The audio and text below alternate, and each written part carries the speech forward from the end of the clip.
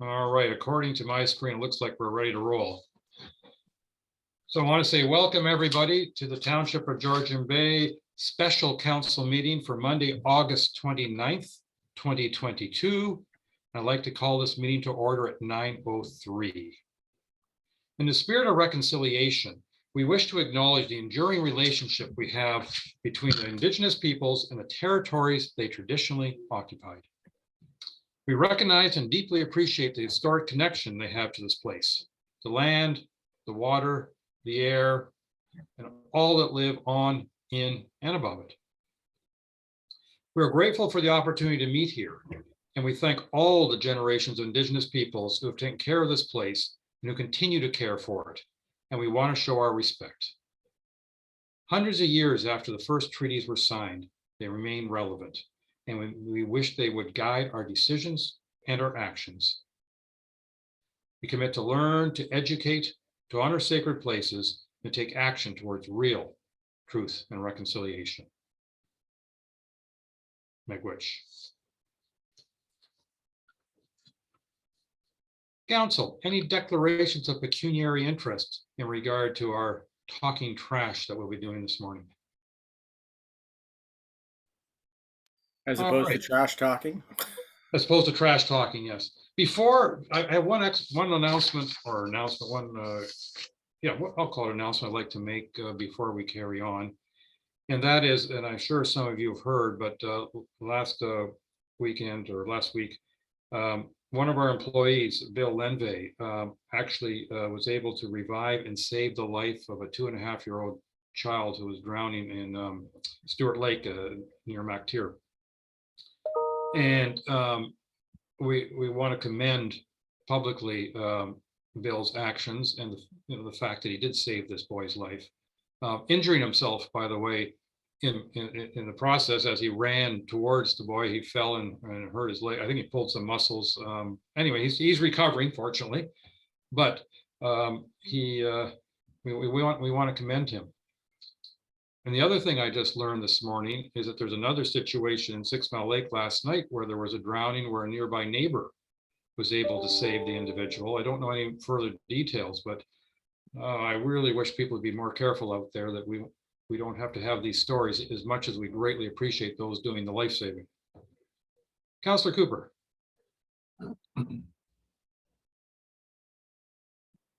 You're muted, sir. I got my hand down, but not the voice coming out. Here we go. Yes, and thank you for acknowledging all of that. I just wanted to suggest that I don't think any of us have a pecuniary interest, but since we're considering services that directly affect individuals, all the individual counselors, at some point at the beginning of this, I think it would be useful for each of us to not declare pecuniary interest, but declare our interest in the type of service that each of us receive. I think it would put into context for everybody listening, but also, frankly, for the other counselors to understand the kind of services that each of us get from the township. So that was just a suggestion I had this morning. Thank you.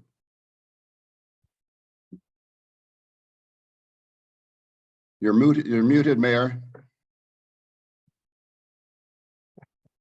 My turn to be muted, right? Sorry about that. I say thank you very much for the suggestion. I like that suggestion, but I think before we get to it, we should actually formally start the meeting. I have moved by Councillor Bochek, seconded by Councillor Cooper. Be it resolved, the council adopts the agenda of August 29th, 2022 as circulated. All those in favor? And that is carried. Thank you. So now, our next and really only topic is trash, and we're going to get a presentation or a summary from Ms. Ham and Mr. Leader. But I like Councillor Cooper's suggestion, so why don't each of us spend a minute or two and talk about how we get rid of our garbage, just so everybody knows our own personal perspective on this. And I'll start with myself. My cottage is on a private lane that is not served by roadside pickup because the lane is too small. And so I use a combination of a marina bin site near me, Woods Landing, and the transfer station, which I happened to visit this morning on my way to work, getting rid of my organics and my recycles and my garbage. And the consequence of which I now have a stinky organics bin in my car sitting there all day that I'll have to air out when I get back to the cottage. Pain in the butt, but there you go. That's my garbage pickup. Who wants to tell, or lack of pickup? Who wants to talk about theirs? Council Cooper, I'm going to start with you because it was your suggestion.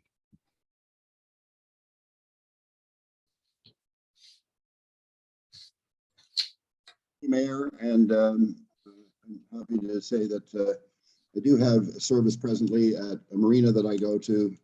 I travel about 14 kilometers to my marina. It takes at least a half an hour.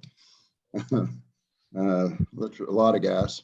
And I get to my marina and I have the joy of being able to actually put my solid waste and recycle paper and plastic, glass, etc.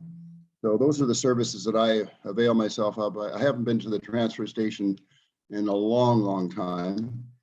Although I was at a previous marina in South Bay, Honey Harbor, and did go to a unmanned bin site on South Bay Road, which was closed a few years ago because it was such a mess. And I think we need to be mindful of the unmanned sites as opposed to the marina sites. They're quite different typically. So I wanted to make comment on that. And the other comment I had, it's really about efficiencies. I note in our marina that we have two bins for solid waste and two bins, for one each for paper, another one for glass and plastic.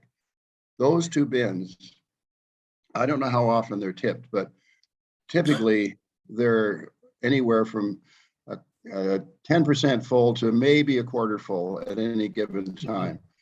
So there's some inefficiencies there that I'd like to comment on, because if you've got two bins that are full of garbage and you have to dump them twice in a long weekend, and you've got other bins that are sitting there that are not getting full or very little, I think it's worthy of thinking about. And interestingly, I think it should be noted that in many parts of Ontario, the way that plastic and paper is collected is jointly. In other words, all in one lump. And that's York regions like that where I live in the south. And it's more efficient because they have sorting machines, automated sorting machines that sort through this. And clearly we don't have that at the District of Muskoka, so we have to have two bins, which doesn't make a lot of sense to me. So just throwing that out there for a suggestion. Thank you very much. Thank you. Councilor Jarvis. How do you get rid of your garbage? I'm similar to Councillor Cooper, but I would like to provide a little bit of history. I have a cottage on a fairly big island. At one point, it was a hotel, and I experience garbage on a regular basis whenever I walk on our island, because somebody at some point thought this island was big enough to handle its own garbage plus neighboring garbage. So we have dumps on this island. They go back to the 60s and the early 1900s, as a matter of fact. So some of the stuff is pretty rich trove of stuff if you want to go digging through it. Other parts are not so much so when you start digging up old plastic garbage bags. So that's something that's very much in my mind regularly when I take my garbage into the marina. I use a Village Marina. The bins at Village have been moved out towards the road. I don't know if that was such a good idea when they did it when the bins were in the marina itself proper. I think there was less abuse of the bins. I haven't seen much recently, which is good, but there is the possibility, because the bins are so close to the road, that other people other than marina users are likely to use them. But that's been working well, having those bins, and for the most part they seem to get used properly and responsibly. Thank you. Councillor Hazelton. Well, thank you and good morning to all. And I am like the other water only access cottagers. I use a bin site at the marina. I take things to the transfer site when needed from time to time. I had some ceramic tile work done at my place. I had lots of leftovers.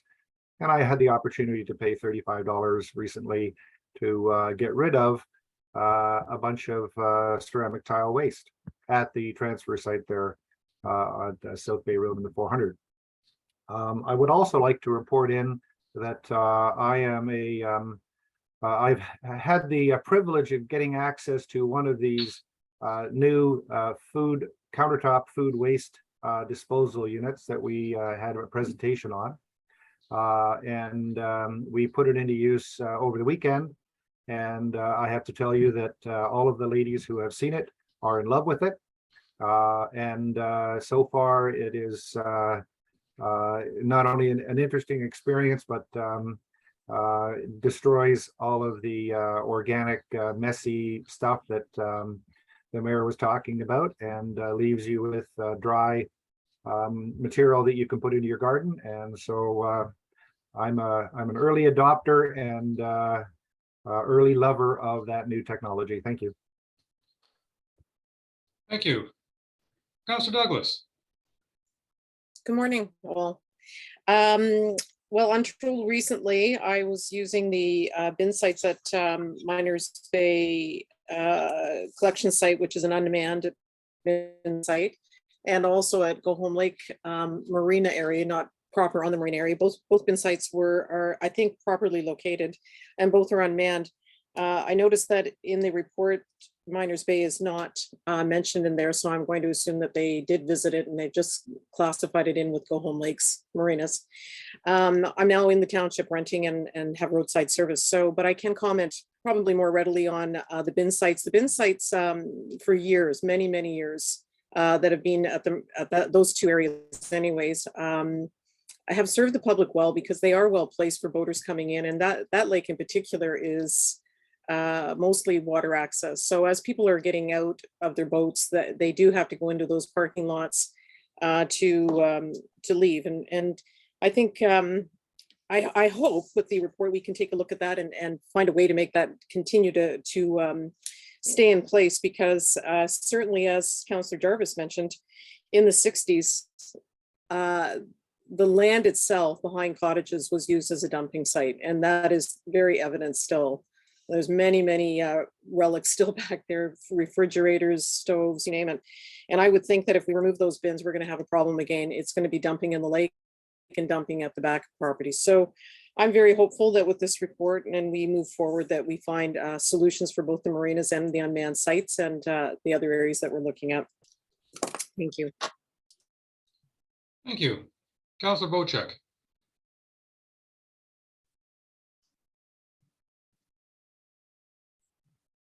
Thank you, Mr. Mayor, and sorry for keeping my video off, but I think I have connectivity problems here this morning. I live on a municipal road. I have curbside pickup, which we tend not to use. We have recycling here, that we have a machine that takes all our plastic and melts it down into a small cube. So you can take 100 bottles and make it into like a 1 foot by 1 foot cube. We crush our cans so that they don't take up much room. We compost all of our organic waste here in our backyard. The bears don't bug us that much, either do the other rodents, but we can certainly compost everything ourselves here. Most Wednesdays when the garbage truck comes to pick up, there's nothing at our curb. We might leave it 2 or 3 weeks and then take it up to the transfer station ourselves. We don't really take advantage of the curbside pickup, mainly because we're not here and we don't want the animals tearing apart on the side of the road.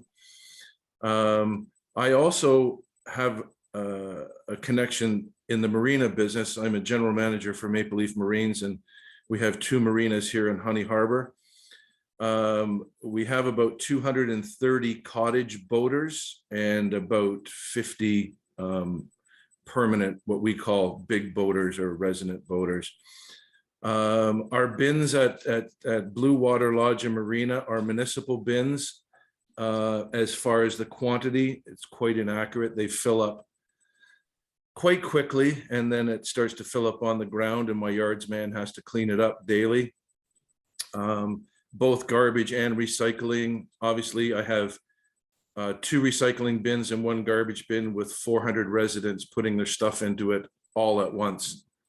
So there's no way the municipality or the district can dispatch on a regular basis to keep up to it. We need more bins, obviously, and that would alleviate most of the problem. We find we're trying to curve the culture of our boaters to say, try to get rid of most of your garbage in your home municipality and bring stuff up in reusable containers that you can take back home with you. It seems to be having some effect, reducing the amount of recycling and garbage. One of the main problems we have at the marina basis is there's no way of getting rid of the organics at the marina. They go into the regular kitchen garbage bins. The bears rip them apart, and we end up with a big bear mess at the end of each weekend. So there is issues on both the personal level, not so much at my home. We take care of that ourselves. We're accountable for what we bring into our house and what we get out of our house. But the business wise, it needs to be addressed. There's a lot of cottagers on a lot of islands that use our marina to come and go, and the only place for them to put their garbage is in our bins at our marina. They don't want to waste time going over to the site on Honey Harbor Road where maybe it's open, maybe there's an attendant there. Maybe they'll get their stuff inspected. I mean, the attendant is supposed to be there to look to make sure everything's cleaned out and recyclable. They don't. You just go over and throw your stuff in. Just let the guy know you're there. So I think all the money being spent on that project is a waste of time and money. But we need to do something on site at the marinas for the bins. That's about it. Thank you. Thank you. Councilor Rienko, and I hope, maybe I'm leaving the best for last, but it's just the order that everybody was on my screen that I went through them all. I'm used to being last in the alphabet all the time, so it's no big deal. I'll talk about 6 Mile in general. We have the 2 marinas. Wauwatosa does have a bin site, and that probably services about 10% of the island boaters. 6 Mile Marina, I don't believe they have bin sites there, and those individuals go to the transfer site. About half of the cottages on 6 Mile and all the cottages on Gibson Lake, which is about 400 to 500 cottages, use the waste depot site on South Gibson Lake Road. It's one of the most used waste depot sites. My understanding that next year it's going to be manned, and there's also going to be an organic bin put in there. Again, these organic bins are going to be put into sites where there is manned locations, and I think this next year they're going to be putting in a trailer with a man, and hopefully over the years they will actually then start separating things out. Most of the people I know use on-site composting at the cottages. I've been doing it for over 30 years, never had a bear problem. And so I keep all my organics on site.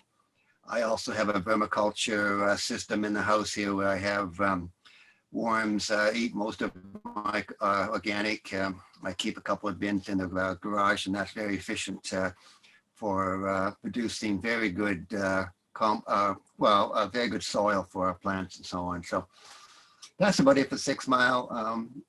With no one mentioned Stewart, MacTier, but they obviously have door-to-door pickup in MacTier, and a lot of the areas up there, including Myers Lake, have door-to-door.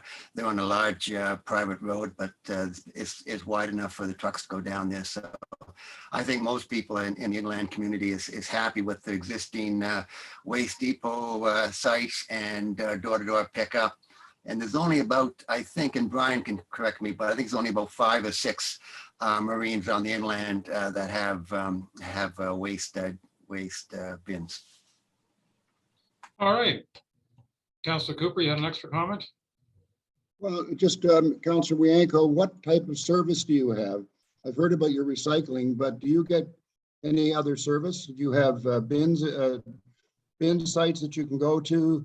Do you have curbside pickup on your, are you on a municipal or district road? Do you get curbside or not? On my road, no, we don't get door-to-door pickup. We all go to the waste depot site, which is on the way out. Everybody has to go by it. It was about, say, about 400 to 500 cottages that use that, and they all have to go by it, so they use that. I don't know if we have any door-to-door pickup on the south end of 6 Mile. There is a lot of private roads down there, but I'm not sure if there's any pickup. Most of the people in the south end of the lake go to the transfer site. So you're on a private road then, is that correct? No, I'm personally on a municipal road, but the majority of roads around 6 Mile are private roads. All right, but if you're on a municipal road, is there not curbside pickup on that municipal road? I thought municipal roads. No, there's not enough cottages. On the township roads leading into all the various private roads, there's not enough people to make it worthwhile. And we all have to go by the waste depot site anyway at the end of 33. So it just doesn't make sense to bring trucks up here for the few of us that are on township roads.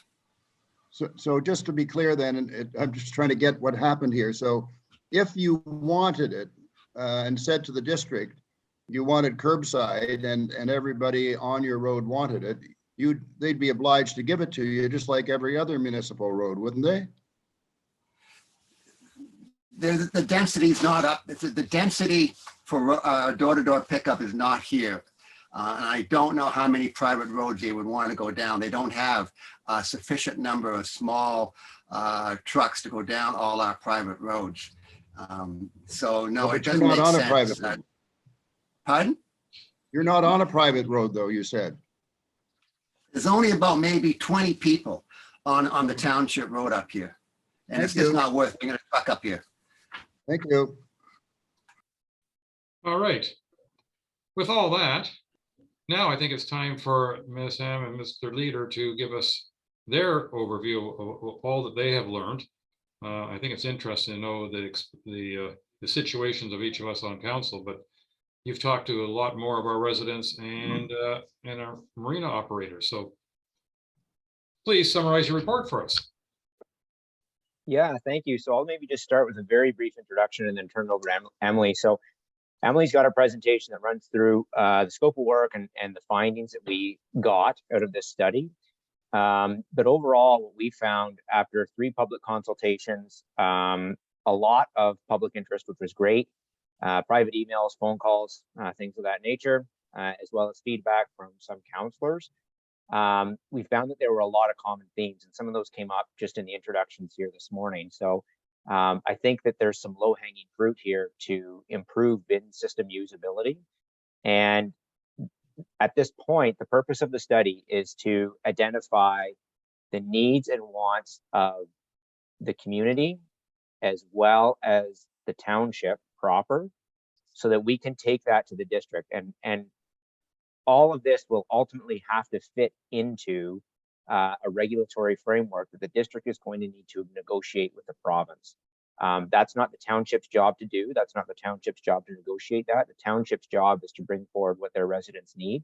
And then subsequent to that, there's probably some ways that the township can work with the district to implement it. But at this point in time, I think that we need to have an evidence-based ask for what the township needs to keep their bin sites functional, accessible for the communities, safe, and fair for ratepayers. So Emily will run through what we've done, what we've found so far, and then we really would like to open up the floor. The purpose of this session really is not for us to talk, but for us to listen to what councillors have to say, and bring forward any additional comments that councillors might have or thoughts that they have on the findings that we have so far. So with that, I'll let you run with it, Emily. All right, thanks. Morning, everyone. So I would like to share my presentation screen, but I see that it's been disabled by the host. So if I can't share that, I'll just run through the key findings that we have.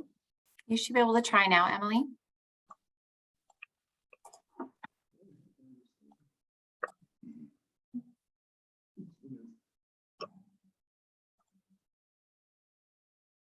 No, it's still not working. Mr. Mayor, we're having connectivity problems up in our area here, so some of us may disappear with the thunderstorms coming in. I am concerned that with the weather that we're having, that there will be some in and out signaling. I think we have to do our best to go ahead nonetheless. All right, can everyone see that? Yes, we can. All right, perfect. So, so I'm just going to go over some of the key findings that these are all included in the memo that was issued to the council earlier this month. So I'll just briefly go through that and then we can open it up for some discussion. So the objectives of the needs and wants study that we conducted was to identify what the issues, the main issues and the alternatives for solid waste disposal at these bin disposal sites would be. These sites that are managed by the District of Muskoka. So the work that we conducted over the past few months, we conducted interviews with marina operators in 14 of the 18 bin site locations. We also conducted 3 public consultations, one in MacTier, one at Baxter Ward, and then 1 virtual session.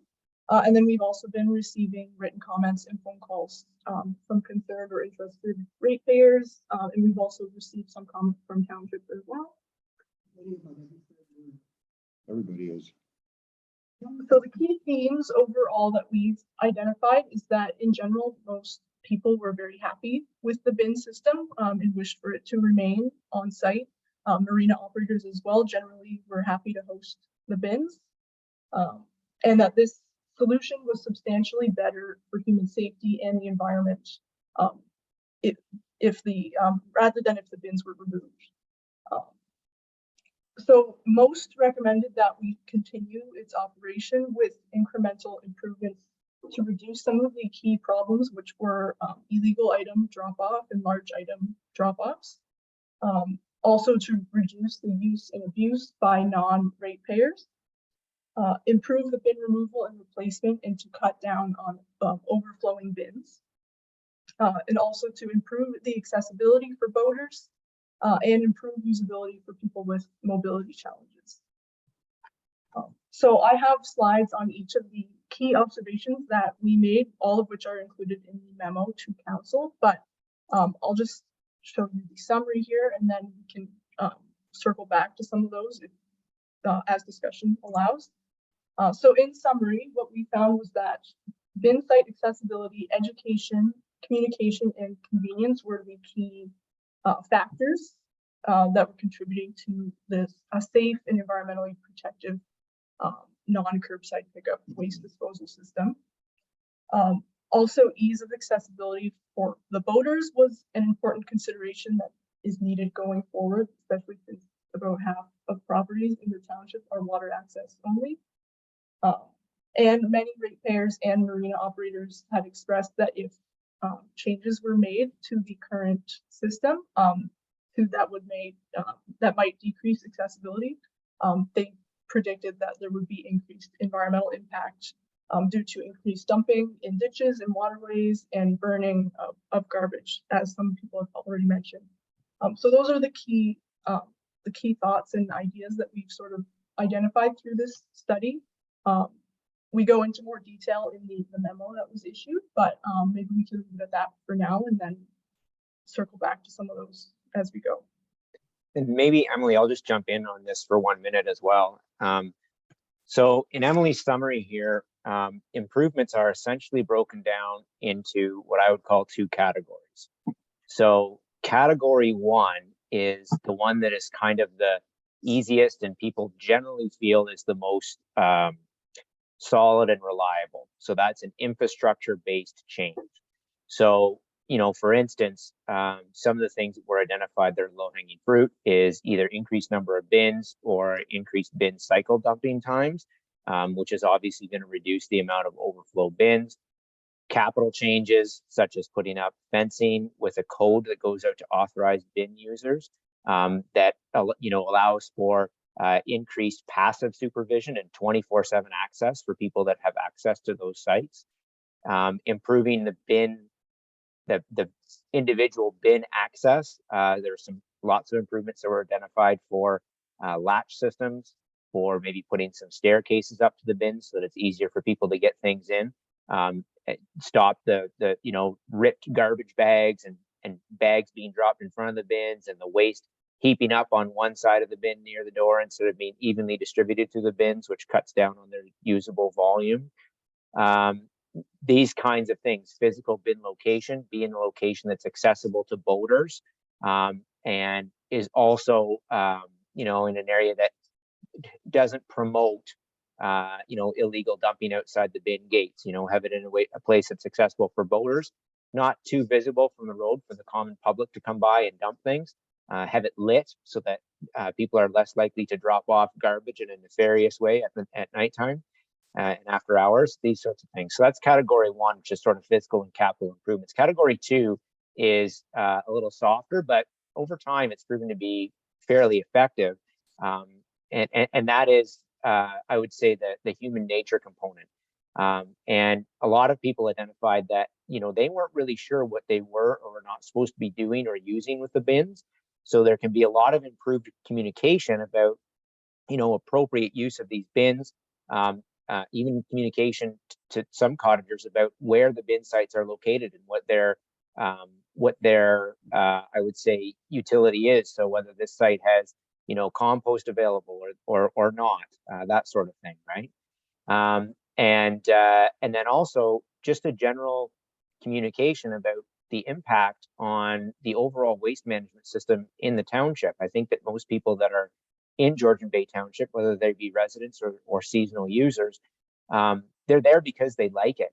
And Georgian Bay Township has a really great vibe. We were really pleased with the positive and engaged feedback that we got from people both individually and in the public consultation sessions. And I think a lot of people really want this bin system to persist. And there could be an information memo that goes out to say, if these things are done to help decrease the load on the bin system by individual users, it will increase its sustainability and its longevity within the township. So there's a lot of, within those things, there are specific recommendations that we'll bring out into a big report. This is a general overview right now, although Emily does have some specific recommendations for individual bin sites, like she said.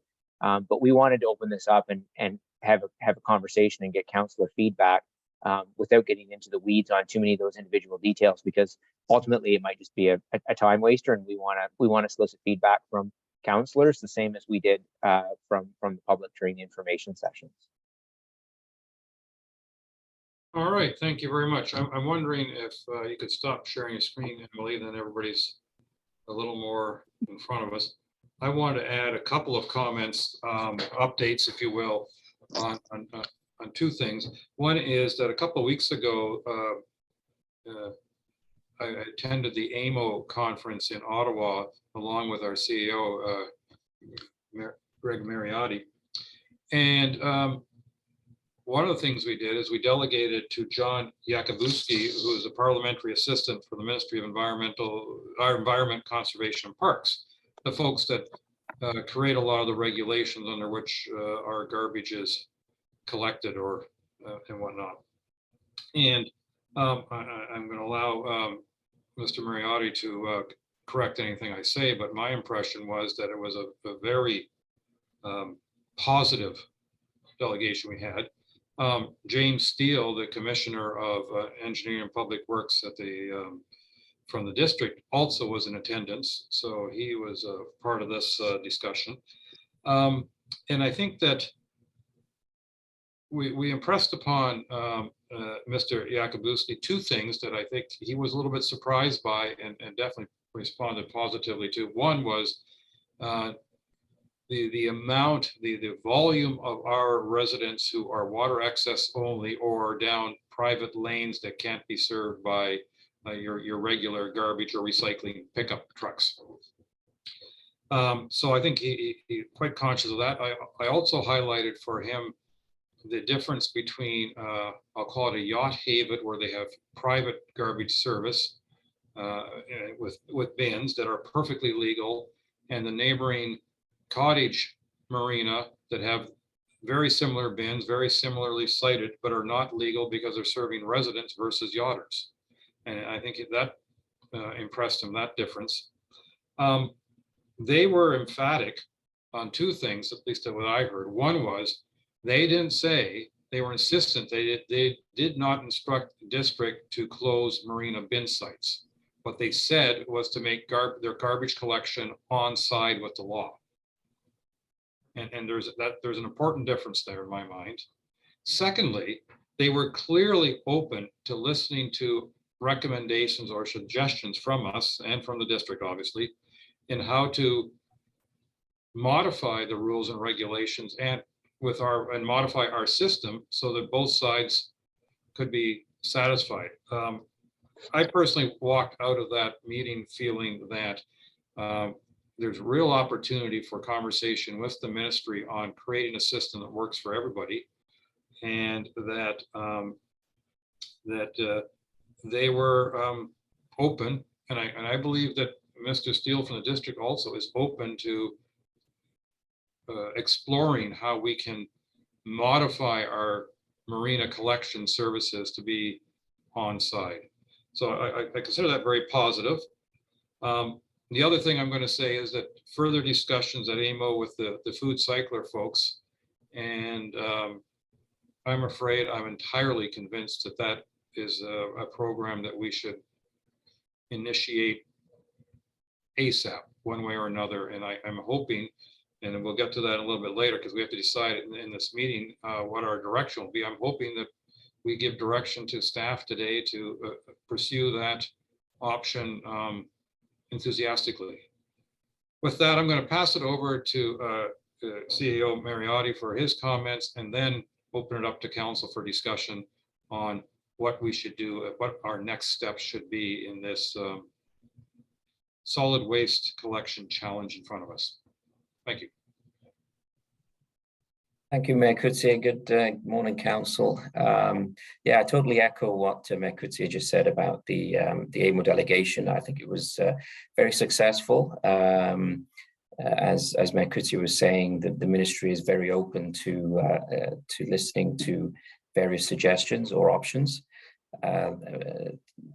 as long as they they can comply within the regulatory framework. And yeah, I mean, it's all about working with the district. I mean, we have to always keep in the back of our minds that the district owns our waste, and I know it's tough for me to kind of work with that. However, we have to bring the district on board as a key stakeholder and get their buy-in. And also the food cycler, we discussed the food cycler with the district, and they have an open mind about that solution also. And just one last comment about the food cycler. Staff is already actively working to try and pursue some funding opportunities to help us down that path. So there's a little bit of good news on that front as well. Thank you. Great, thank you. We're going to start with Councillor Cooper.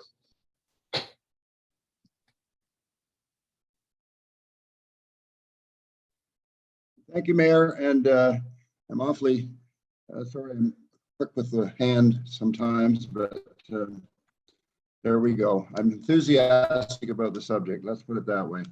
One of the things that I've been trying to find out for 2 terms of council, 8 years, going back to January of 2015, is a more specific analysis financially of what's going on here. Part of our decision making has to be financial, I believe. And I will remind us that our CAO said to us recently that we've got to do something about our financials. We're hemorrhaging, were the words. And this is one area where we're hemorrhaging. We are spending, for example, similar municipality, Lake of Bays is spending $1 million for this service. We're spending 2. On a percentage basis, we're spending more than any other municipality in the district. And I would suggest to you probably just about anywhere. We are very unique. I get that, but we need to figure out some financial solutions as well as proper environmental solutions. So that would be my first point, that if we don't have that, by the way, and I thought I heard recently that we were going to get this information from the district and not the numbers that we see in a budget, but more accurately, what do these services actually cost us? I still haven't seen that information. And I think we're in some ways shooting in the dark. So I make that comment quite seriously. I think we need to, as part of our considerations, know what each service specifically costs us. So that'd be the first thing.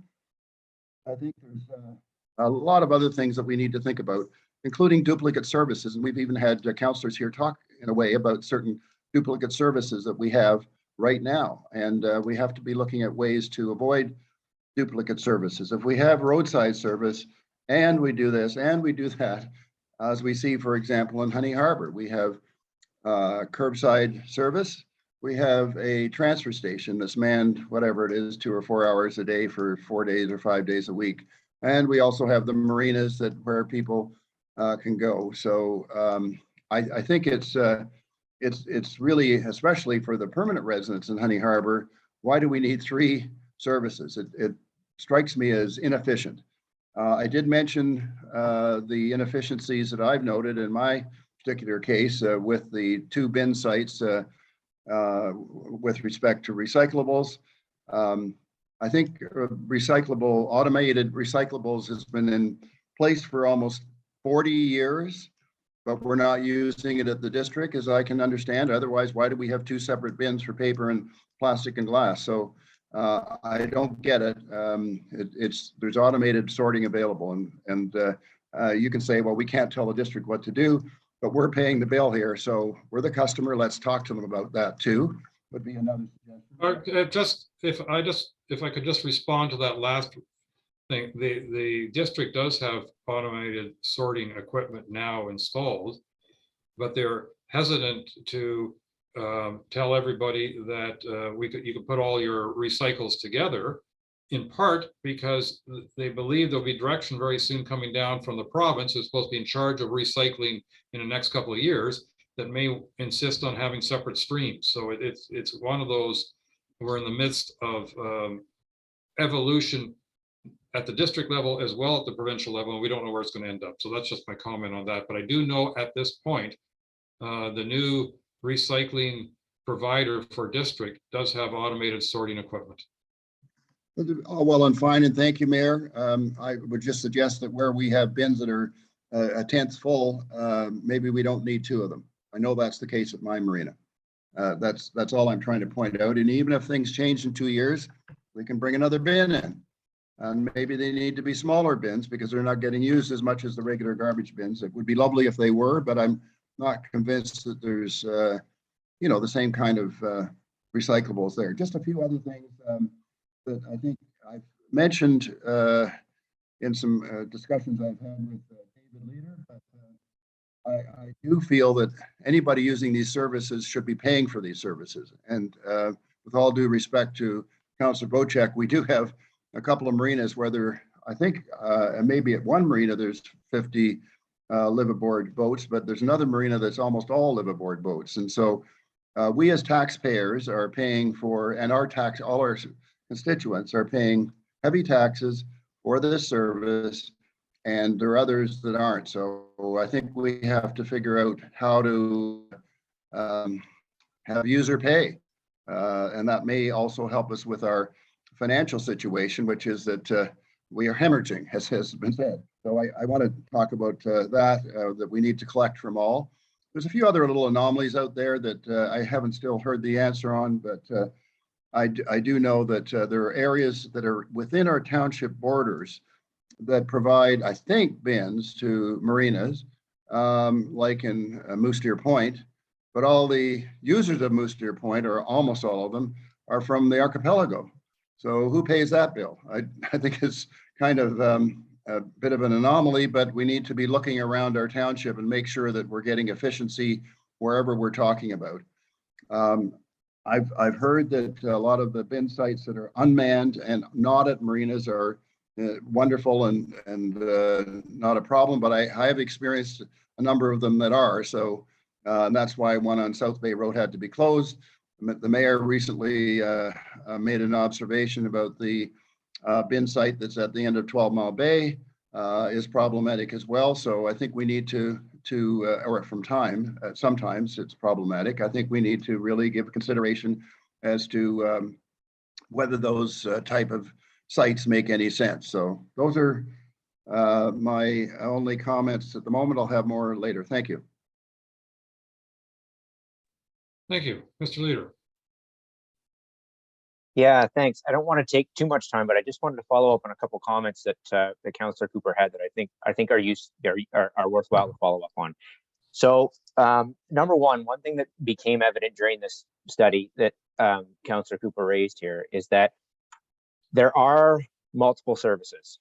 The Georgian Bay Township has a lot of seasonal weekend users, and as a result, some of those folks have the ability for curbside pickup, and they simply don't use it because curbside pickup doesn't align with their weekend use. So they go to a bin site, right? So the township is effectively paying for management of a bin site that's possibly being overfull, as well as curbside pickup for those, two individuals, right? So one thing that I think would be very useful as an ask to the district that comes out of this, in addition to, a proper financial analysis is to look at a cost per ton for each of the services that are in the township. So a cost per ton for waste transfer stations, cost per ton for unmanned bin sites, cost per ton for curbside pickup. And that allows the township, I don't know exactly the nature of the agreement between the district and the township, how that works for negotiating cost on waste disposal services. But if the township looks at that and they say, well, the cost per ton is massive on our curbside pickup. What that means is that you're paying a lot for very little garbage pickup, right? And maybe the township decides we just don't want to bother with curbside pickup in these areas or something along those lines. The district did tell us at the beginning of this project that they're doing a financial analysis that is substantially more detailed than in the past. I don't know how detailed that is. It was supposed to be issued this summer. It sounds like it has not come out yet, but I certainly an ask of that financial analysis. And I think a breakdown per waste stream in the township is an important outcome from this study. So we noted that a while ago. And the other thing that I think would be very useful, since this is primarily a study for the bin sites, we got, I would say a rough idea about what bin sites are problematic and have overflowing issues and which do not. But I think that it would be very useful to have a waste audit study. It doesn't have to be complicated, but it does have to be one that is somewhat targeted to understand the tonnage that is coming out of each of the bin sites with the number of containers that are present.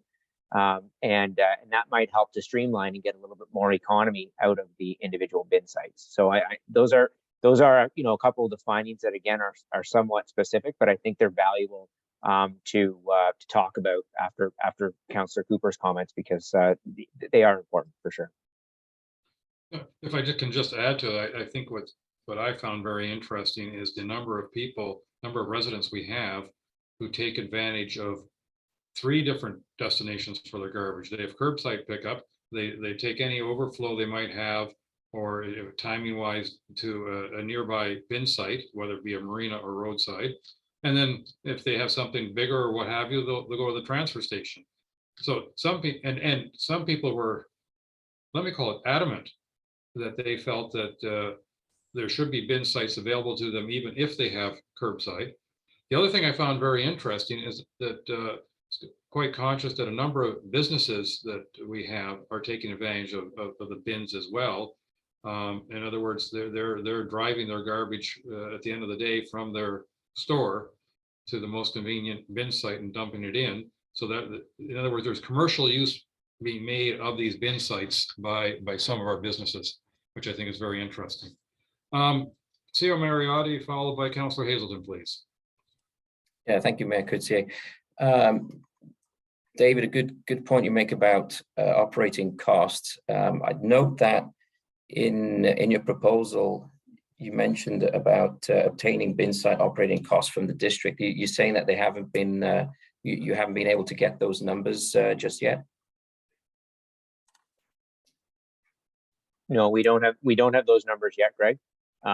We haven't asked them directly for them yet either. So they may be out there and just not available, but we haven't asked them directly for them yet. That was something that we wanted to get before we go to, after this call, so we can have a little bit more of a direct ask, and B, before we actually have a meeting with the district to present some of the findings.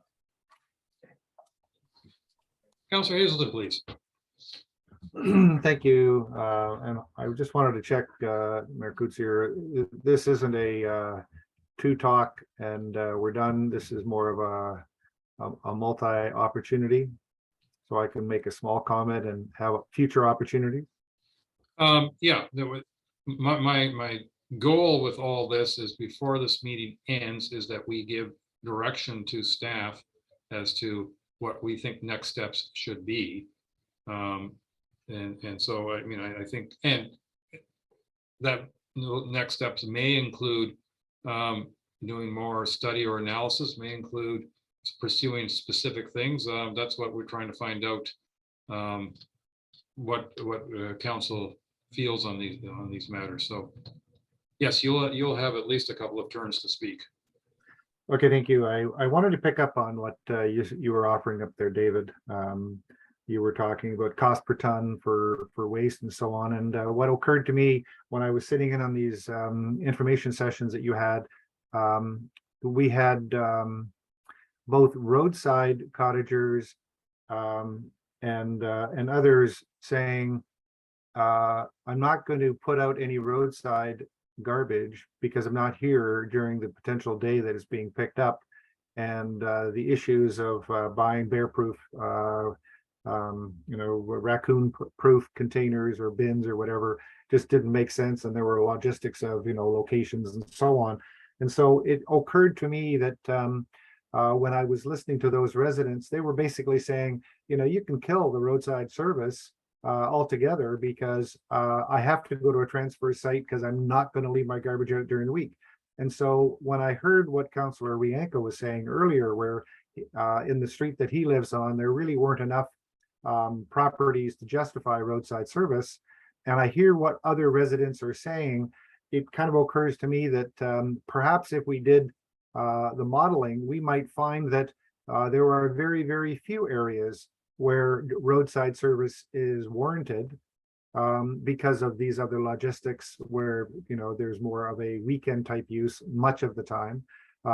And so I'm just wondering, is that a strategy that you are considering as you try to get the costs and so on, that you would actually look at these, it's almost like a navigate the roads of the township and find out what roads are candidates for canceling roadside service outright because people just can't use it, and we're wasting time sending trucks down. But I'll put the inverse of that on and say I've had comments from some of the residents who have said, well, I can't use roadside service, and I go to a transfer site like on Honey Harbor Road, and it's closed even before 5 o'clock in the afternoon, and so it's useless completely.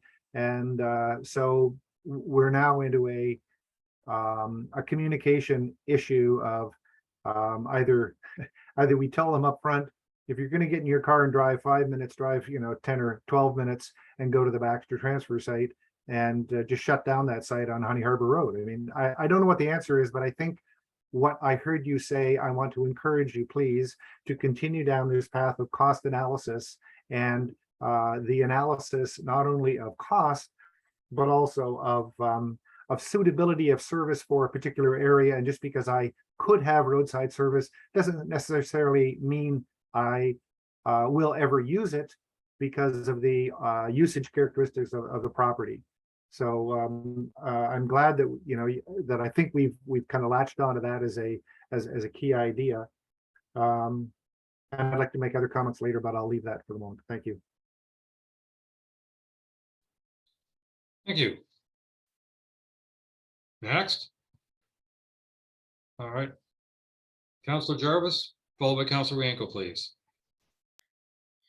Yeah, I'm left with echoing a number of thoughts that have already been provided, but my understanding of a number of things is sort of being clarified by discussions we're having here today and other discussions that have gone on, and it's really apropos of the curbside pickup relationship we have with our community, and that I'm finding in talking to people, and I know of one business in town on a private lane, and they have to take their garbage up to the Honey Harbor transfer station. That's the only way they can do it. And prior to being advised of the Honey Harbor hours of operation, which was just, I think, in mid-July, I finally got that information to them. They were carting it by boat around to the Honey Harbor Boat Club and taking their garbage to the bin site there. But with many people having issues with curbside pickup in that they're not there when the curbside pickup schedule works, is for them. Leaving garbage out is obviously for a long period of time is not an option. Not everybody has bare boxes, and maybe we should be requiring that. But more and more, I'm finding that this curbside pickup thing is almost helps a very select few people who are up all the time. Now, I don't know what the numbers are. I'd be interested to know that. And again, David, I think pursuing some legitimate dollar figures and per tonnage or whatever is extremely important from us from a cost standpoint. So by all means, keep moving ahead on that one. But this curbside thing is starting to bother me a bit for the sake of it. I mean, I wouldn't mind if boats came around here on a bi-weekly basis to pick up the garbage from the dock. I think that's not really quite feasible, though. I think I brought it up before. We used to have a couple of kids actually that did that. They picked up garbage and took it into the harbor. It's going back a few years. I had a couple of cousins that actually did that, ran that business for a while. I think gas costs and age and sensibilities got in the way of that. But it was interesting while it ran for a while. We also had paper delivery too. But anyway, that's all old school. Those are my thoughts. Just one comment is that these days, if somebody tried to offer a service of picking up garbage, the province would want them to be licensed. So many endeavors in the past are now requiring licenses, but just my little comment there. Councillor Rienko.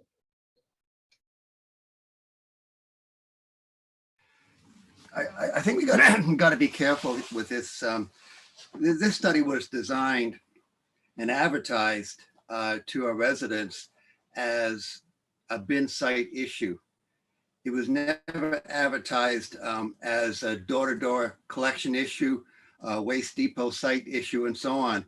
It wasn't necessarily advertised as a township-wide waste study. So when people were informed of this study, a lot of the inland people did not show up because they thought their issue with roadside pickup and so on was not up for debate. When we went to MacTier, there was about 20 or so people showed up.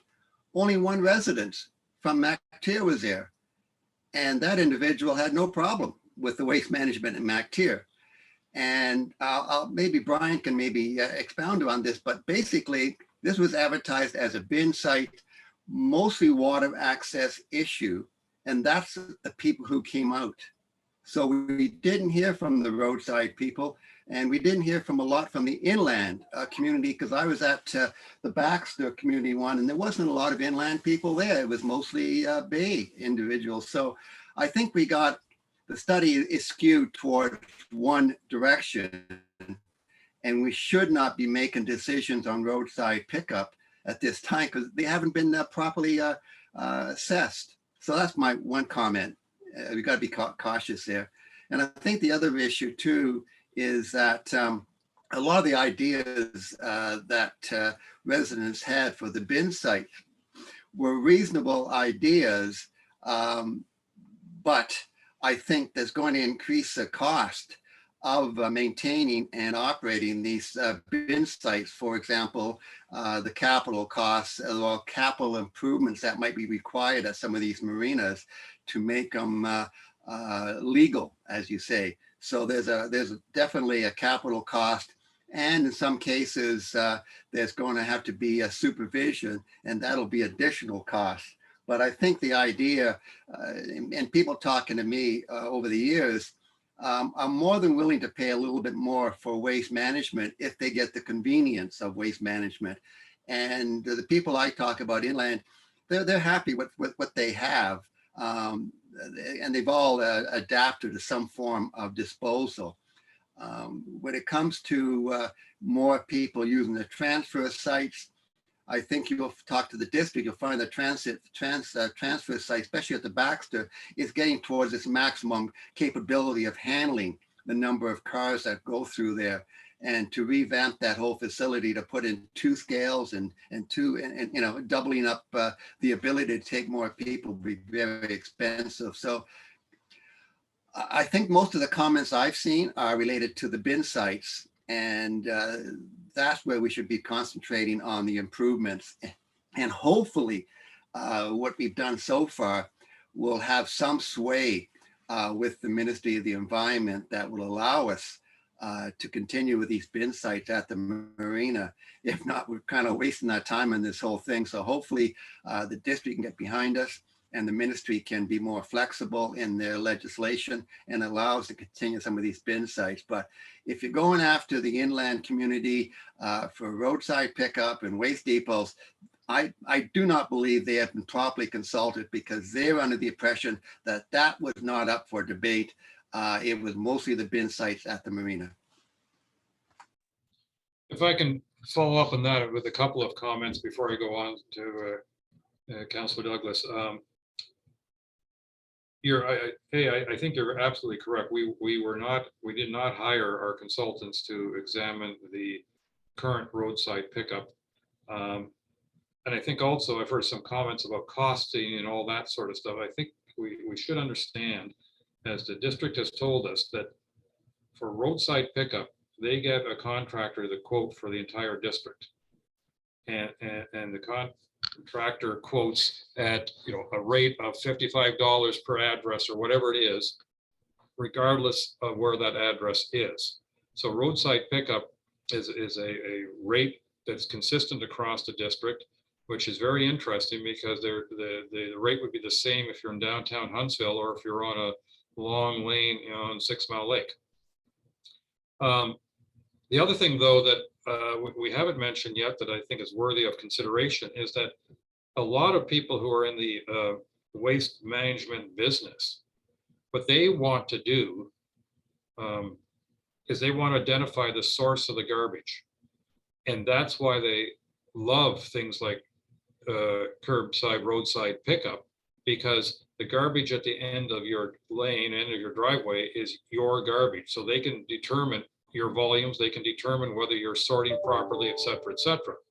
And that's one of the reasons they don't like bin sites, is because they don't know who's putting how much into those bin sites and who is or is not respecting the limits and the sorting, et cetera. And one thing that I clearly heard from some of our residents, especially those who enjoy roadside pickup, is they use bins for their overflow. And that's exactly what those waste experts hate to hear. So I think that we should not spend a lot of time talking about roadside pickup today. I think we're as Councilor Wayne has pointed out, we should be on the bin sites and how we can improve that. And taking into account that I just wanted to mention that other factor is that we know that the district would love it if they could identify who is putting what garbage where. Councilor Douglas, and then I'm going to go to Mr. Leader after that. Thank you. Well, I echo quite a bit of what the other councilors have already brought up. But I think there's a number of things that really stand out for me, and that's the financial consideration, of course, and the environmental consideration. And also suitability for our users. One thing I've heard from the community on an ongoing basis through this whole process is, especially for the inland lakes, because I deal mostly with that. I mean, MacTier seems to be quite happy with their roadside service, but I think, again, I agree that that hasn't been, that isn't really what this discussion I thought was focused on. I do think that for our inland lakes, especially and Georgian Bay that are water access, the general feeling that I get from most of the public is that they pay a lot of taxes and they don't get a lot of services. And for rubbish removal, this is one thing that they really feel is necessary, that it's made available to them. And I can see that how complicated it is, because we don't know who's putting what into what bin, and that becomes problematic, absolutely, in order to get an analysis done. But I think it would be very helpful if we could get per site, some sort of analysis per site, and make sure that we keep focused on the fact that, you know, the suitability for each community is really addressed, because it varies from place to place, and it's very complex for this township. As far as the commercial businesses go, that is problematic, because again, you can't tell where the garbage is coming from in the bins. And with the inland lake, of course, it's difficult. We have contractors. I'm very familiar with that. Some are using the bins, I think, and some are using private enterprise to bring bins in to remove all the rubbish. So maybe that's something that we need to look at, some criteria for commercial businesses. I think that's it for now for me. I just like to, you know, comment that we do have to take in consideration the usability for the different areas, for sure. Thank you. As a quick response, before I go to Mr. Leader, is that back in April of this year, the district issued a memo that I believe it distributed to anybody. Anyway, it did include a schedule of the recycling and garbage tons that they had collected from each of the bin sites. So we do have that breakdown information is available, the amount of tons per bin site. Mr. Leader.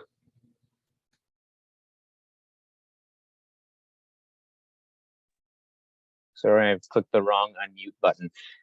So three things. One was a comment, and I think Councillor Hazelton mentioned it. No, it was Councillor Jarvis about waterside pickup. That was an issue that came up time and time again. So that is something that people want to see. We have to decide how that would be asked of the district. I know they temporarily suspended that waterside pickup service, but especially for large items, that was something that was repeated over and over and over again. Number two is I did not want to mislead council about our intents and the focus of this study. The focus of this study is to keep the bin sites operating. That was very, very clearly a priority of councillors and residents, that the bin sites should be kept operating. And in order to do that, we need to have a framework in place with the district, I believe, that they can take to the province of Ontario to make these bin sites operate in an acceptable way. That is the priority of this study, and unfortunately there is a timeline to that, as most of you know. That said, and this brings me to point three, there's been a lot of other useful information that has come out of this as ancillary to the general waste collection system in Georgian Bay Township and concerns that residents and councillors have. And I am not going to ignore that information. I see that kind of as a free bonus that comes out of the study for the township. So we'll present some of the information on that, and that information is to some of that can be logically worked into this work that we're doing right now in conversation with the district, and others of it is to help to inform council, and council can decide on future detailed studies, because certainly revisiting an entire waste management system within a township is a much bigger task than the relatively limited scope that we had here. So I just hope I didn't mislead anybody with my previous comments there. All right, thank you. Councillor Bochek, did you want to add anything to this round before we start another round? No, I'm fine, just listening intensely and gaining a lot of information myself here. Councillor Wianco did ask the question of me, but Paul, I really need to do a little bit of more research on your question, and I'll get back to you on that. It's not something that pertains directly to me, so I'll ask around. Thank you. All right, thank you. I just wanted to make a couple of comments then, and then we'll go to Councillor Cooper and start the next round. To me, one of the things that I said earlier that I really hope we get out of this are next steps. And in my mind, I see them in three sort of broad categories, and I'm going to share that with you right now, and then maybe that can be part of our discussion going forward. Step one is I really do believe we should pursue the food cycler approach enthusiastically, because I believe that's going to reduce significantly the amount of garbage that needs to be collected and or delivered, or however you want to put it. I think that's just, to me, makes great sense to reduce almost all of the smell and a fair chunk of the weight, that, to me, that's a significant step in the right direction. And I think that involves negotiations with the suppliers and various levels of government to help fund it. But I think that should go full steam ahead. Secondly, I think we should come up, and this is obviously in conjunction with district, because they're the ones who are supposed to own this challenge. I think we should come up with a set of guidelines, I'm going to call them, on how we can improve the bin sites at marinas. And this might include such things as having, and you know, Mr. Lee already suggested this, it might be things like they should be a certain distance from the water, they should be fenced, or they should be lighted, or they should be gated, or they should be this or that. I think that is something, you know, we have to come up with what we think should be appropriate bin sites, even though we think most of them are not terribly environmentally risky. But we know this is something, because I think the third step we have to talk about, and also again in conjunction with the district, is what are we going to present to the province to say, we believe your regulation should be modified to include X, Y, and Z in order to serve the, let me call it inaccessible by standard means residents. So that would include residents who are water access only, or down small lanes that can't be served by a curbside pickup, can't benefit from curbside pickup. Because once you put water access and those small lane folks together, you're talking possibly 2/3 of our population in this township. Because we know only about 1/3 of our population gets curbside pickup. I don't know the exact number, but it's something in that ratio, roughly 1/3 get curbside or roadside pickup, and the rest do not. And so I think, to me, those are the three steps I see in broad categories of what we can do. Because and obviously these involve discussions with district, because they are the, as Mr. Mariotti sometimes put it, the owners of the waste service. But anyway, with that, I see Mr. Leader, you have your hand up, and once you made your additional comments, I'm going to go to Councillor Cooper, followed by Councillor Hazelton, please. Sure. Thank you. So I just wanted to follow up on a couple of things that you said there. So number one, bin site improvement guideline. That, and this follows up from comments at the very beginning of the call as well. So as far as getting this permitted through the province of Ontario, I don't believe that should be the township's sole responsibility, because that's a big ask, and that's an agreement essentially between the District of Muskoka and the province of Ontario. I think that based on our knowledge of the bin sites, we can furnish the district with some information to bring towards the province to help to get these sites permitted.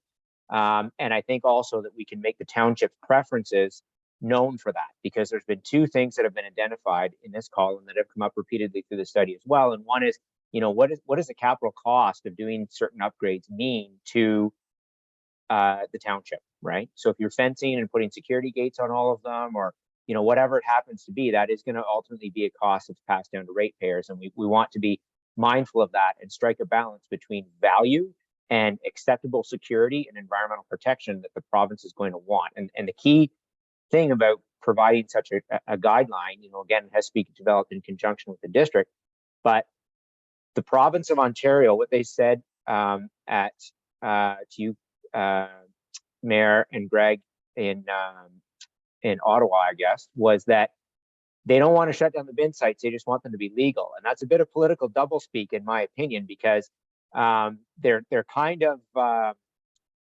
they're basically restating what the Ministry of Environment's position on this has always been, is that we don't want to shut them down. We just want them to be legal. In order for them to be legal, they have to tick a bunch of boxes. I think that we can get them out of that box tick if we can have, a special set of conditions made for this waste management system. But in my 19 years of dealing with the Ministry of the Environment, in order for them to approve something that's outside of their framework, you got to give them a good reason, and you've got to give them something that they can fall back on if it flops, right? So, to develop those guidelines, it does have to be something that's developed in conjunction with the district. It does have to offer value for the township and accessibility and continued use to the bin sites, and that's going to be a balance that'll be difficult to strike. But I think it's one that we can. I think it's one that we can get, especially since I think the district is on side of keeping these bin sites going. That was comment one. And then, and I guess that feeds into the overall action plan going forward. And again, that the priority should be to work towards the bin sites, but we can also have discussions with the districts and outcomes of this study for additional study and additional improvement in the overall waste management system for the township, which includes these bin sites. So thanks. All right, thank you for that. Now we'll switch to Councillor Cooper, please.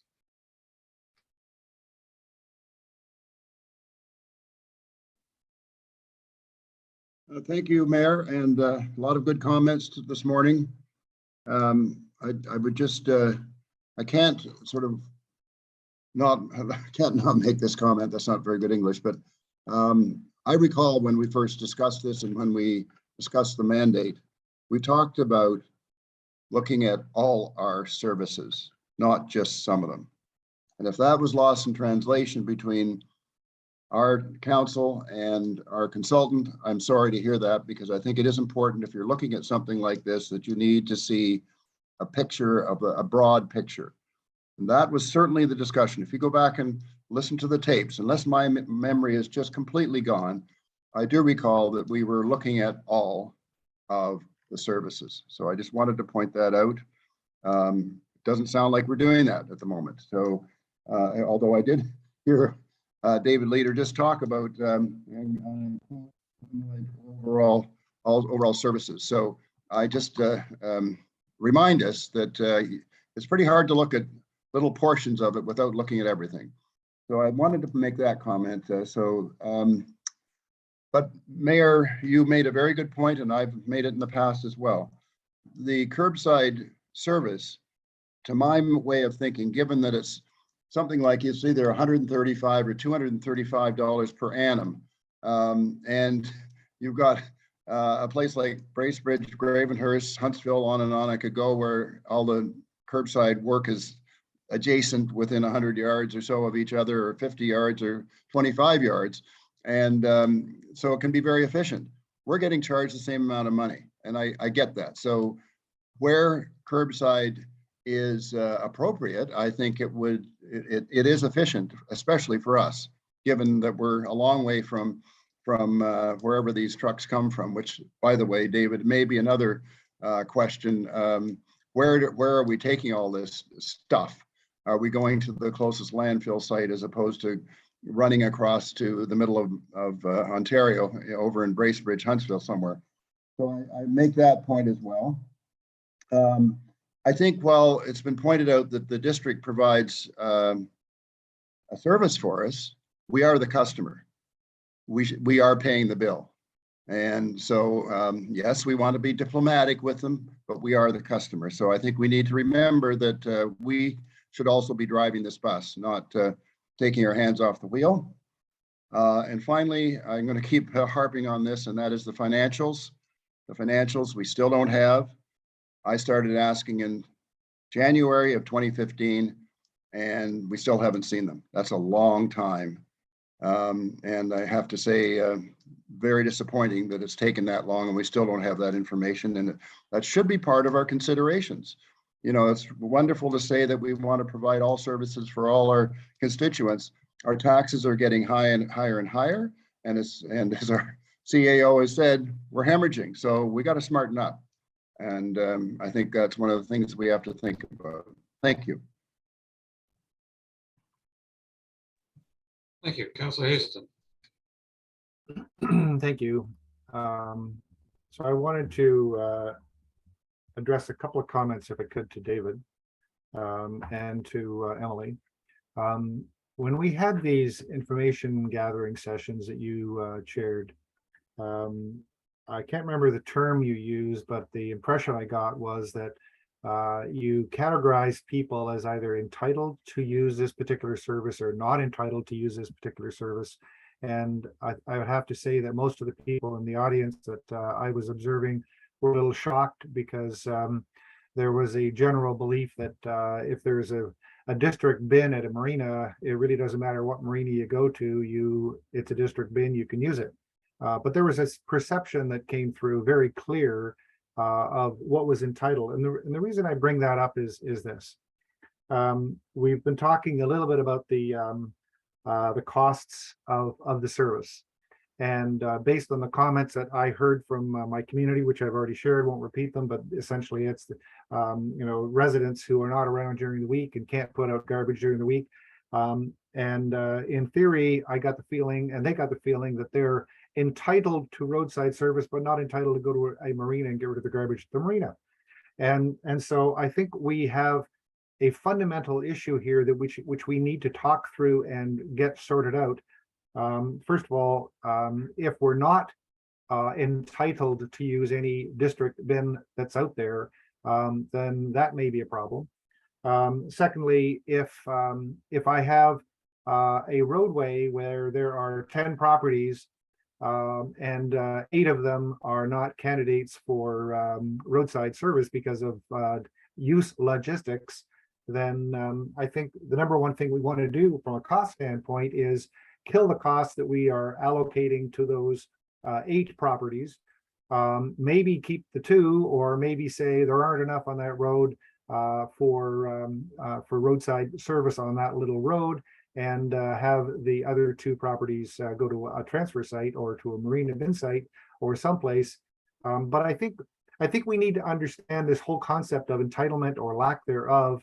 And I'll give you a couple other examples. They're in the summertime, along what we'll call Marina Row, Boat Club, Nautilus, Rick's Marina, Village Marina, High Harbor Small Motors.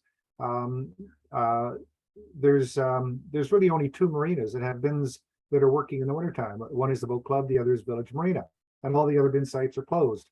Well, not totally closed. Nautilus has 1 garbage bin and no recycling bins.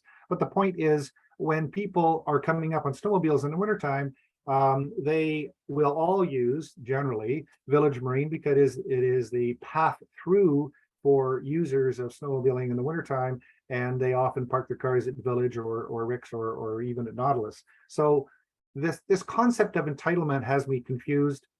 I think we need to dig into it a little bit more, but I think the concept of entitlement drives a focus on cost, because, for example, if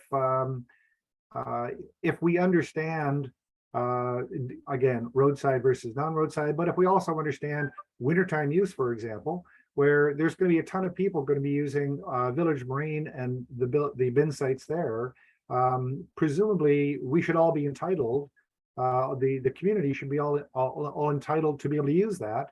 But according to the structure that you brought to these information sessions, that would not be the case. So I want to leave that idea out there with you, because I think it warrants more discussion. I'm not sure we can come to kind of a final understanding of it here, but I think this concept of entitlement and the concept of costs are generally tightly linked.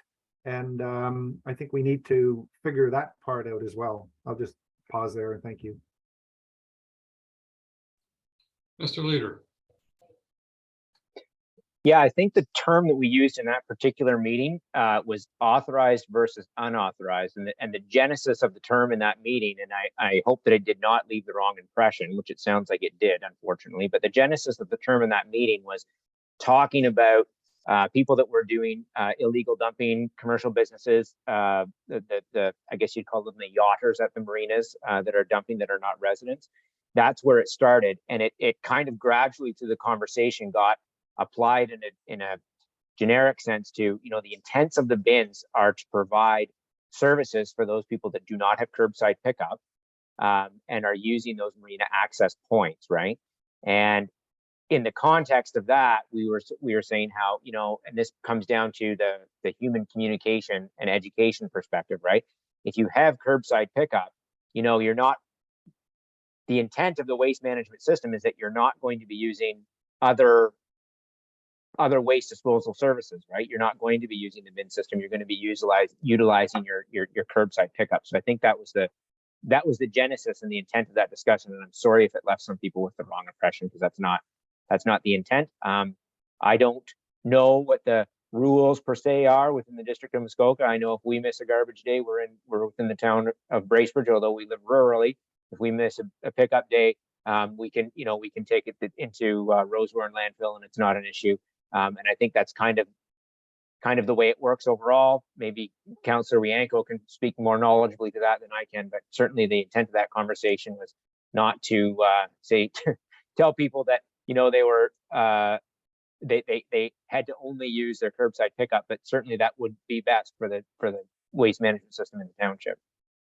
So let me just expand on that then, if I could, because just being a little hypersensitive to some of the community, and this is often generally in South Honey Harbor, where there are a fair amount of roads, and the community down there have the belief that roadside service really doesn't suit them and they can't use it.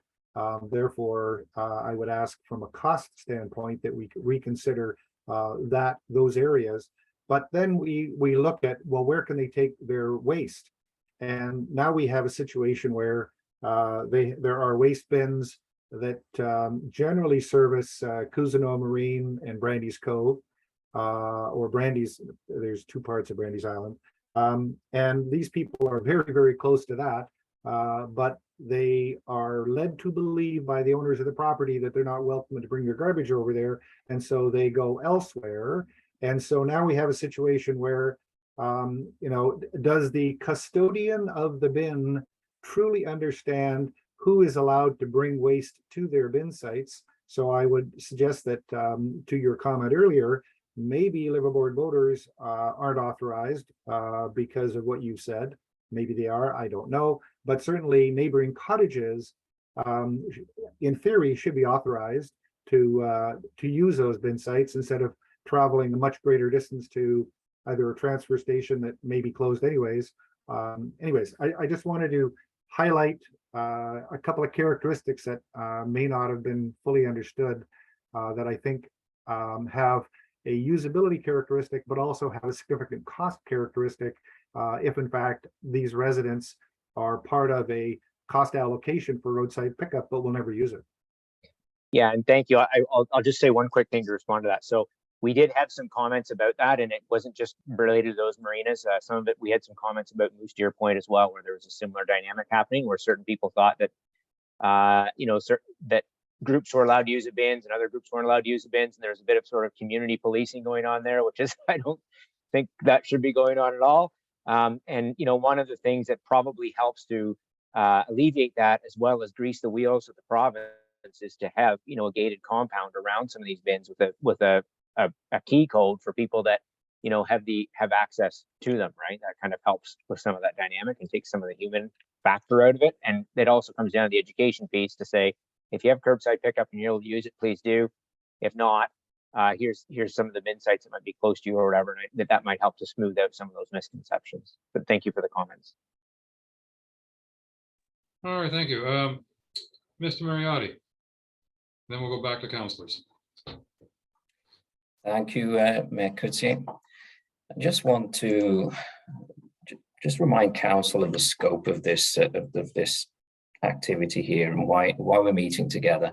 And I just want to make it clear, this study is related solely to our bin sites. It's not curbside, it's not depot, it's bin sites. The reason why the district gave us 50% of the funding for this study is because to see how we can delay the transition of the bin sites. So, I mean, we can by all means talk about solid waste management within a township as a, more holistically and as a whole down the road.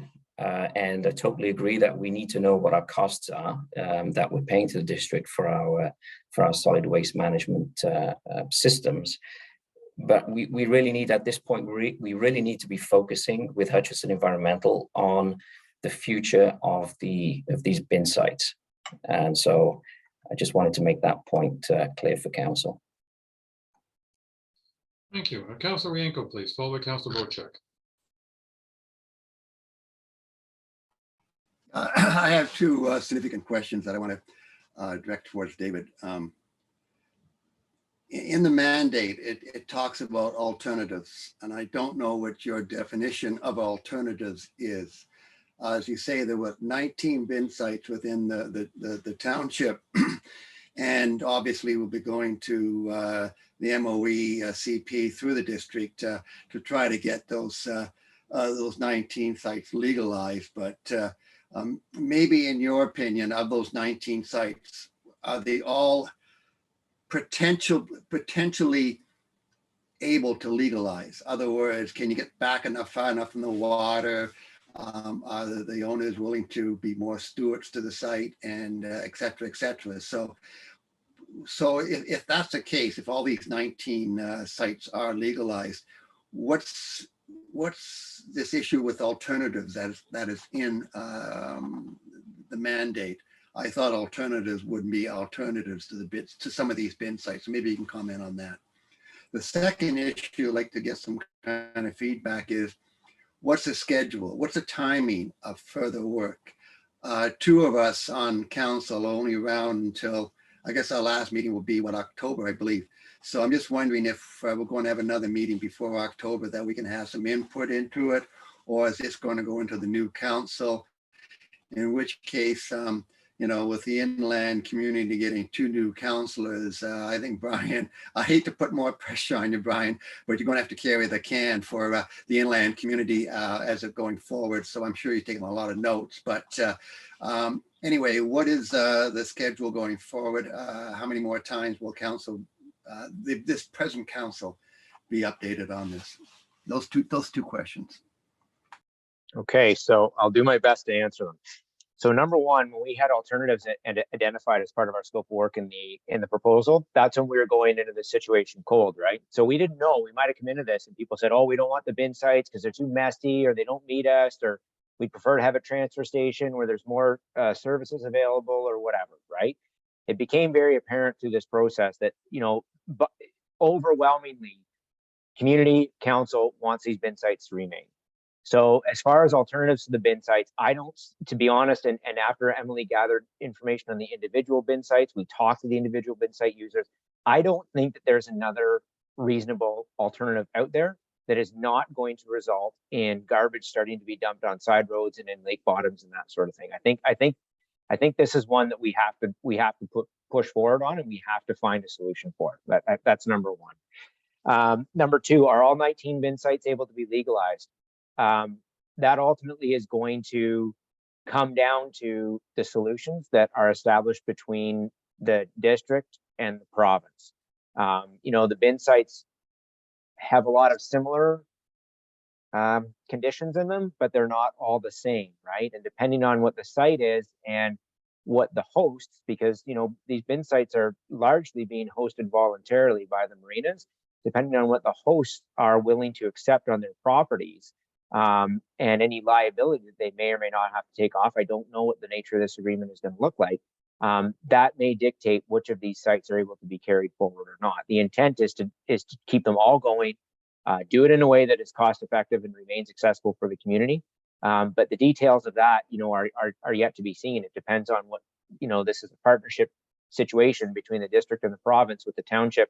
As Councillor Cooper said, as the ultimate customer, and with, I think, some very reasonable and valid asks to put towards the system, it depends on what is worked out through that.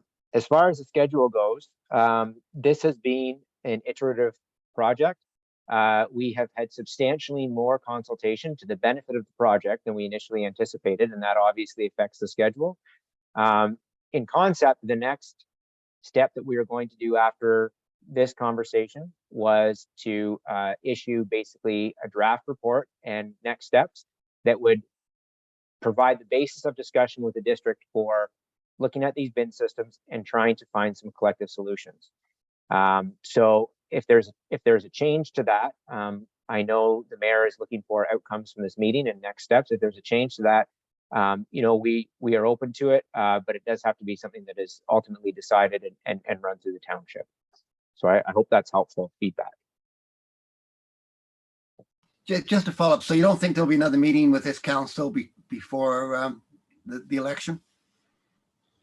I don't know. It depends on the schedule. It depends on when we meet with the district. It depends on, I think, to a certain degree, that the outcomes of this meeting, and what councillors might like to see. I don't want to, obviously this project has a certain budget and scope.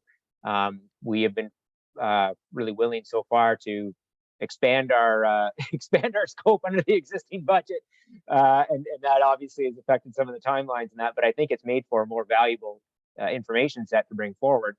And I'll let the township and council discuss what next steps look like after that. All right, thank you. Councillor Bochek, please. Thank you, Mr. Mayor. I think we've identified that we have different sources of solid waste coming into the township, and we've identified our seasonal residents as bringing the majority of their refuge into bins at marinas, and that permanent residents use a combination of both. But one thing we haven't taken into consideration is our tourism. And I would suggest that our tourism numbers in the summertime supersede our population, especially being at the marina all day long. And we'll get hundreds of fishermen, perhaps thousands of people camping on crowned land. And all of these people, instead of throwing their garbage in the bush, need to find a bin site to put it in before they leave our township. So there's that part that we're not taking into consideration, I believe. And also the parking. I'll give you an example. Residents from Muskoka Lakes travel down the Severn River to their parking spot in Georgian Bay Township at the Big Chute and bring all their garbage to our township and drop it off where they park their cars. That goes for the marinas too.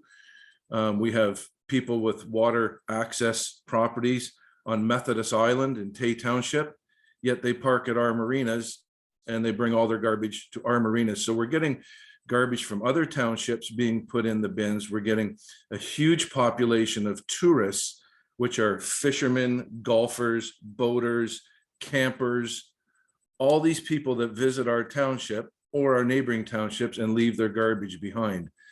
So there's more to the equation than just our residents. I've heard a lot of talk about big boaters and the fact that big boaters use our bins and don't pay any taxes. I would suggest that's partially true, but I know the marinas that I'm with pay huge taxes. And those huge taxes, those property taxes that marinas pay, are based on the number of slips and revenues, etc. And, for a marina that houses 50 big boats and is paying $50,000 a year in taxes, I'm sure some of that tax money goes to cover the cost of the solid waste from the boaters as well too, or the taxes on the marinas wouldn't be so high. So I like to deal in facts. I like to deal in figures. We know our winter population roughly. We know our seasonal population roughly. We don't know our tourism numbers, which are leaving their garbage behind. So I'm just afraid that we're looking too microscopic and not looking at the big picture about where all of our garbage is coming from in this township, because I think we're probably collecting twice as much garbage as our residents produce. And that's something I'd like to discuss and have factored into this as well too. All right, thank you. Councillor Douglas, please. Thank you. Well, I'm not going to really belabor this much longer because on the point of the tourism, because Councillor Bochek just brought up that point, which was something I was going to bring up. We do have a big population increase with tourism, camping, fishermen, as he has said. And also the fact that we do have people parking, and I'm glad Councillor Bochek brought this up, from other townships. I don't know how you factor that. So as much as I would like to see a per site calculation, I don't think we can really get a true, it's a much bigger picture. The one thing I would like to see us go forward with is the criteria to keep the bin sites. And that is, what is it going to take to satisfy the MOE in the province? And I think that should be primarily our big focus today. And if we're asking for more study to be done, we do need to take in consideration the campers, the tourism that is coming through, because that has nothing to do with our residents at the best of times. Yeah, thank you. Thank you. Council, I'm going to propose we take a break. I'm going to give Councillor Cooper a quick chance, even though he's breaking the rules by taking a second voice in this round. But having said that, I'm going to suggest we take a quick break, and I know that our clerk wants to see about crafting up a resolution that we can consider as we go towards the end of this meeting. So we'll let Councillor Cooper make a couple additional comments, and then we'll take a break and reconvene. And I'll set the time after we see how much time Councillor Cooper requires. Councillor Cooper. Thank you, Mayor. Good to see you, and I'll try and keep it under a half an hour. But a few points I'd like to make, and that is that while the direction of this study is narrower than we discussed initially last spring, January, February, if we watch our tapes, we'll find out what was said. But the reason I mention that is that I think it's important to the point that was made by our CAO that maybe we need to look at everything at some point as it pertains to the cost of dealing with our waste, period. So a 10,000 footer, I think we need to deal with, because we still are hemorrhaging. So I would like to make that point. And taking into account that, I think it's important to remember that all our marinas pay taxes. And do the liveaboard marinas pay more taxes than Nautilus? I very much doubt it, because it's market value assessment. So we have the marina, each one of those marinas paying taxes, and then we have 200 or 300 or 400 boats at each one of those marinas where they are paying taxes or are not paying taxes. So I think it's important to understand where the funding's coming from our constituents, or the funding isn't coming from our constituents. I did not get an answer on Moose Deer Point. And so I've raised it a few times. Are we collecting bins at Moose Deer Point? And if we are, we're servicing primarily another municipality. And I've already heard that there are people coming over from, I don't know, over in Tay or Tiny Township to our marinas. And that's interesting, but I do think that we are basically have a marina up in Moose Deer that's servicing a completely different municipality. Are we paying for those bins? David, can you, or Emily, can you answer that? I don't know for sure. Peter, my impression was that yes, that was part of your township. But I don't know for sure, because I haven't seen the numbers from the district, right? But I think it is.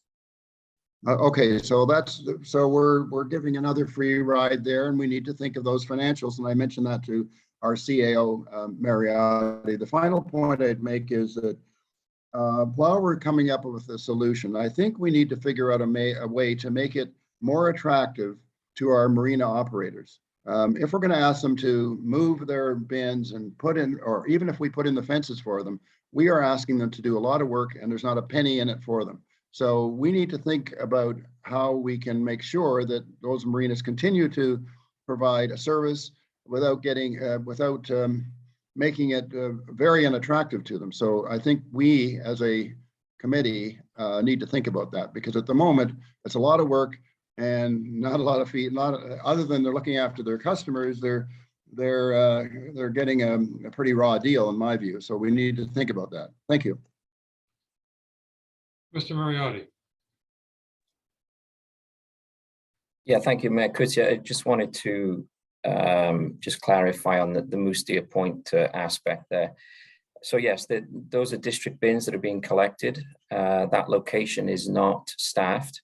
And so therefore, of course, it is susceptible to ratepayers outside of the township of Georgian Bay to be used. There is another location on 12 Mile Bay that is staffed, that is run by the district. And at that location, there is an agreement that the archipelago does have with the district, and the archipelago does pay its dues for their ratepayers to drop off the waste there. So this is an example of where having a staffed site has its advantages, because you can check where the ratepayers are coming from. So just wanted to make that point. I don't think the 12 Mile Bay site is actually staffed, but it has a keyed gate or passed gate, I think, that to get into it. I think that's how they can distinguish between which ratepayers are using. And my apologies, it's going to be staffed, I believe, next year, but yes, it's gated. All right, Councillor Hazelton, are you trying to get in under the wire before I shut things down for a few minutes? You were muted. You can shut him down and we can come back if I can have a chat later. All right, let's take a 15-minute break and reconvene at 11:15, please.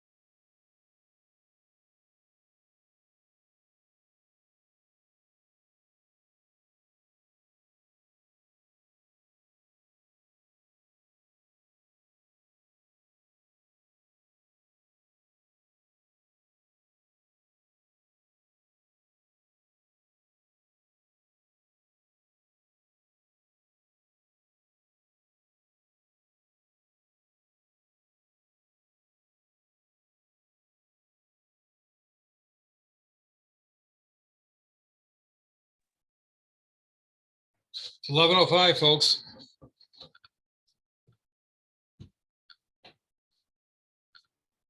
There's only one folk here besides you.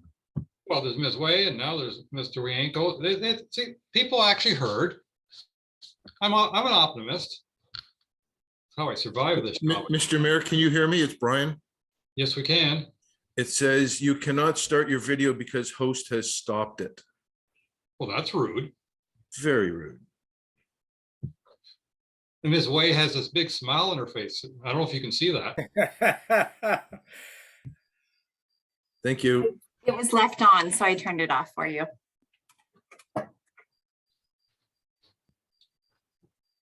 So what other kind of universal powers do you have there, Ms. Way? All kinds of powers. Yeah, she can mute you if she wants to. Mr. Mayor, I have to leave our meeting today at 11:15. We have a retirement of one of our employees. We have a luncheon, so I'm going to buck out of here at about 11:15. All right. Thank you. Well, then why don't I, and I'm sure Council Hazelton will agree, to let you make any final comments you would like, and then we'll turn to Council Hazelton. So what I want to do is sort of get us back focused on what we have to do here and basically going towards next steps. But any final comments you'd like to make, Councilor Bocek, I'll give you that opportunity now, given your early exit plans. Well, thank you, Mr. Mayor, and thank you, David and Emily, for joining our meeting today. Certainly informative to me. I did take part in the virtual meeting on solid waste, which was very well attended. And I thought we got lots of good comments from lots of inland people during the virtual meeting. I was not able to attend the in-person meetings because of medical reasons. But I think you're doing a great job here. I know we're collecting a lot of data and a lot of input from a lot of resources. And I think eventually we'll get to this. I'm just disappointed that solid waste is a provincial issue. It's delegated by the province to the district. The province has to understand that a lot of our waste is generated from people from outside of our township. And there should be funding from the province to help offset a lot of the solid waste issues we have. And I don't think there's been any real effort put towards the province to explain to them the very different circumstances that we have here in the township of Georgian Bay, and that a lot of our waste costs are paid for by our constituents, but a lot of our waste is not generated by our constituents, and that's a real factor to me. So I'll leave that with you as my only input at this point. But again, thank you very much for doing the work that you're doing, and I look forward to hearing some of the reports that come out of it. Thank you. Thank you. Councilor Hazelton, you've been patient. Yes, and I left my hand up the entire time, and Miss Way didn't put it down. So I'm wondering, can she force my hand down? Anyways, Yes, I just did have. No, I just did. So I have two kind of key comments here. One, picking up on a thread that we heard earlier, and that is, what about the topic of compensation for marinas to kind of motivate them to do a great job? And I would say, generally speaking, they do a good job. But in fairness, there are some bin sites that are either unmanned or they're manned at a horrific expense, and that marina operators are almost doing the same job for no compensation. So when it comes to how do we fabricate a solution from a cost and financial perspective going forward, I think that's something that we don't want to ignore. I don't have the answer to it by any means. I'm just trying to put it out there as something that we want to be aware of, because we are asking these marinas to do some very important things in managing their bin sites. The other topic is, and it really relates also to how to be effective in managing these bin sites, not just keeping them clean, etc. But you've heard, I'm sure, from some of us and from many of the residents about bin sites being full at the wrong time and not being able to use them. And you've also heard bin sites being empty or almost empty and not really needing a pickup. And one of the things that I think I understand is that the path for requesting either a lift or not a lift is marina operator to district, district to lift company. And to me, that just seems like a formula for failure. So for example, if I'm at a marina and I need another bin lift, I should be able to immediately call the lift company. And I've already talked to the lift companies, by the way, and they seem quite anxious to be flexible and responsive. But if you call the district, it never happens, and that's what the marinas are telling us. So we should really enable these marinas to be where they want to be more responsible, to give them that responsibility because it affects their property. And so, for example, if there is, as Councillor Cooper pointed out, if there's no need for a pickup, then maybe that information can be shared. If there is a need for an additional pickup, that needs to be shared because that has an immediate negative impact on the property and the users of that particular bin site. So I think from an operations standpoint, and generally in the world, the concept of queuing theories and load requirements and so on, these are somewhat well understood. But for us to have marinas who complain every year about long weekends and no more capacity, like that is a massive fail. And I know the marina operators would be happy to call the lift company and say, could you just come in and do another lift? And the problem is solved. So I would ask that you consider that. I mean, yes, it has a cost. And you know, if a marina operator was abusing that privilege, fine, you cut them off. But you know, what we're looking for here is an effective solution to effectively manage these bin sites, and that has been a major fail over the years with overloads on long weekends and things like that. So anyways, thanks for listening. Interesting, because I've heard the exact opposite to your story, and that I'm aware of a couple of marinas that have talked with districts. The lifts have been rescheduled and more frequent, and the problem has been reduced significantly. So I know that in at least some cases, the district had responded very effectively to complaints about long weekend overburden. So I think at least for that, I think there is a way out if people have a good conversation with district that can get addressed. Mr. Leader, followed by Councillor Yanko, please. Yeah, I just wanted to respond to one thing that Councillor Hazelton said, and I had one of the things that I said could be an outcome from this study, and I will recommend, as long as the township is fine with it, is that, you know, as a follow-up, Mary, you had said that there is data out there at a very coarse level on basically tonnage coming out of the bin sites. That doesn't help us very much with understanding the cycling times. And you know, a thing to do that could add value to the system would be to do an actual usage study on those bins as a follow-up to this, to help improve efficiency and that for the township in the future. And that might alleviate some of the, you know, human management concerns that we have and the chain of command issues that sound like do sometimes happen. So that it's just something that could be a consideration to come out of the study for further work. Thank you. Councillor Yanko, please.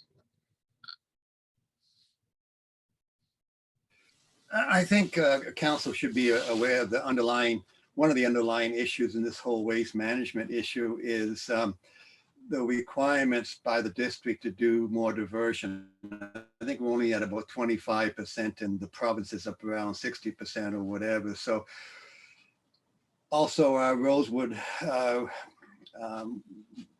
dump is filling up quickly. And we're way ahead of schedule in filling it up, and there's quite a concern there that too much material is ending up in our dump and not being recycled, and that's an overlying issue with all the various townships and towns in our district. And this is why the district is pushing to have on-site supervision at as many or all of our sites in the future, And basically, as Mayor indicated, door-to-door pickup, there is the ability to examine the material that's being disposed and make sure it is properly sorted and so on. Now they're going to be adding individuals at our 3 waste depots.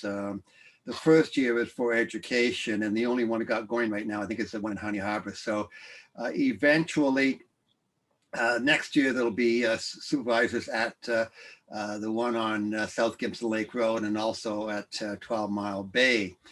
And eventually, what they want to do is being able to examine what's coming into these waste depots and making sure that they're properly sorted and the maximum amount of material is going to recycling. And they also, now that these sites will be manned, they will also have a green bin area. So at the last EPW meeting, I confirmed with staff that greens bins will be added to those sites that are supervised. And I mean supervised probably by an individual, not by a steward or something like that from the marinas. So I think in the criteria that's developed going forward on the bins, I think this issue has to be addressed as to what supervision we can have of these bin sites. You can't have, if you have 19 bin sites, you can't have 19 people sitting there day in, day out. So I don't know how that's going to handle, but they do want to put in green bins at some of these at these bin sites, but they want to make sure that there's no contamination. When it comes to contamination, these green bins cannot have any contamination because they can't really use these green bins if there is metal or cardboard or solid waste in these green bins. So getting back to what the mayor wants, more green bin recycling. Yeah, it's possible at the manned sites and at door-to-door pickup. So this whole issue of supervision, I think, has to be addressed as part of the criteria that we develop for the 19 bin sites. Thank you. Councilor Jarvis, please. Yeah, just listening to Councillor Wianco there now and everything that's gone on beforehand, including the comments that you made, Mr. Mayor, regarding the food cycler. I think if we could convince more people to do proper recycling, I think we'd be much better off from the standpoint of what goes to landfill. Food cycler will reduce significantly if we implement something like that. Could, potentially reduce the amount of garbage, as we've already discussed, going into anywhere. I do compost out here. The bears love it, and so do the raccoons. So that would be a better option for us. I think what we're coming down to here is trying to offer a number of things, but amongst them would be a significant amount of education to the public on how they can deal with their garbage in a more responsible manner. Let's all keep in mind, guys, that despite the fact that a lot of plastic is apparently recyclable, very little of it actually ends up in recycling plants. I think Councillor Bochek mentioned something that he does that sounds very interesting to me. Maybe we should look at that as another option as well. But David's been really, really good, and Emily as well. I think what we got to do is look at all the different options out there and put a combination together. The idea of the bin sites at the marinas has worked really, really well. And if we can figure out some way to better manage them and better educate the people that are using them, I think we're much better off as a result of that. I think this has been a good way of conversing things and trying to narrow down where we need to go. And thank our presenters for being here today, and Greg. Thank you. I think the key message that I've heard, and certainly from the last two, and I think it absolutely must be part of anything we're looking at, is how do we reduce the total tonnage? Because that is a problem that we are in our township, and no, I can't give you the exact figures because I have to rifle through my paperwork to find them, but we're producing a surprising amount of garbage, even taking into account that some of us are seasonal. And that has to be one of the ultimate goals of all this is to reduce our garbage. And that means separating the organics, separating things that can be recycled out of the garbage stream. And I think that we have to remember that that's one of the things we're headed for. Councillor Cooper.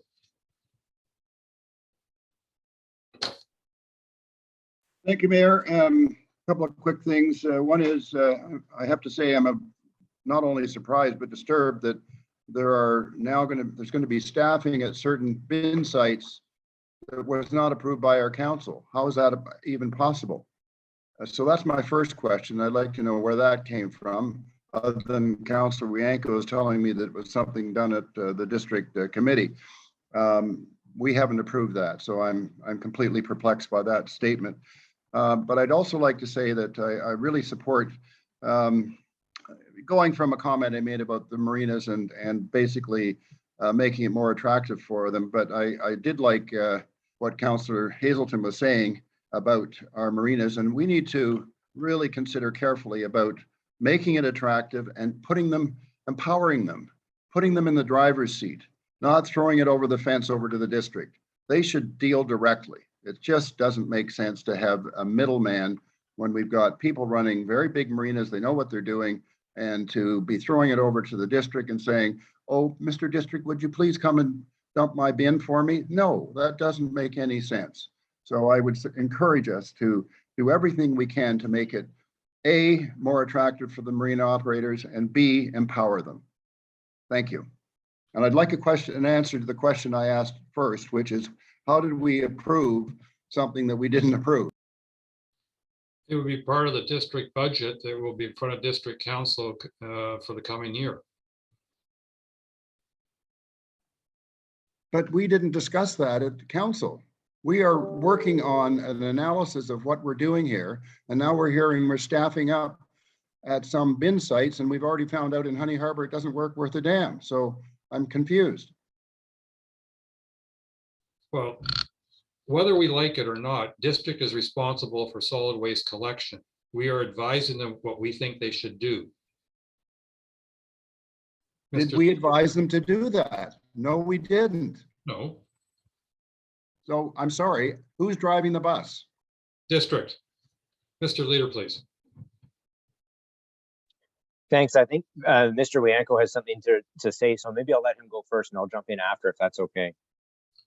Councillor Wianco.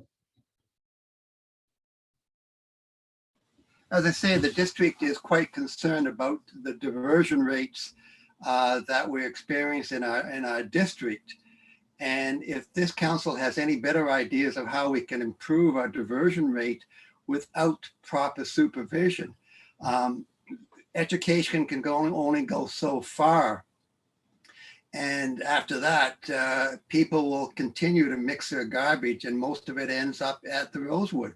And that's a very expensive proposition. To build a new site, first of all, you got to find somebody who actually wants it, but then you're looking at $30 to $50 million to build a new site. So they're trying to improve diversion.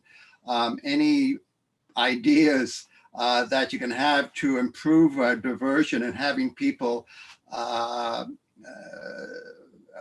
sort their materials properly, like they can do at roadside and also even at the transfer sites, they'll welcome any ideas. But what they come up with is to have somebody at the 3 waste depot sites to look at diversion. They're also trying to eliminate bag limits.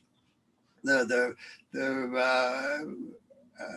roadside pickup for years has been based on bag limits. I think it's like 2 bags. Now they're going to go down to 1 bag and so on. So there's going to be bag limits. There's going to be organic bins at these waste depots, and also supervision to ensure proper diversion rates. So if you have any idea of how to improve all that without having direct supervision, great.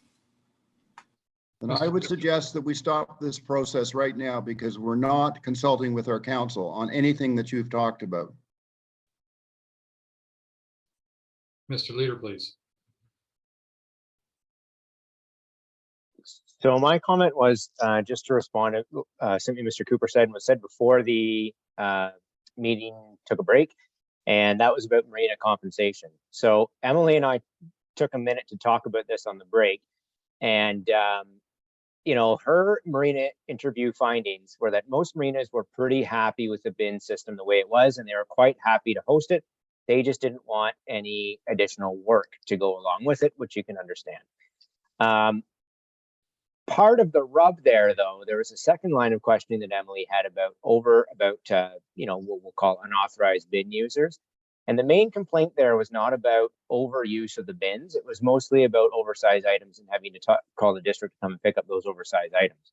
So between the lines and from talking to a couple of the marina operators, you know, at and after public consultation sessions, I think that they do have an economic benefit that comes along from having these bins there. It brings boaters in. There probably is some unauthorized use that, you know, benefits the marina to having the bins there, which is part of the reason they don't mind having them there too much.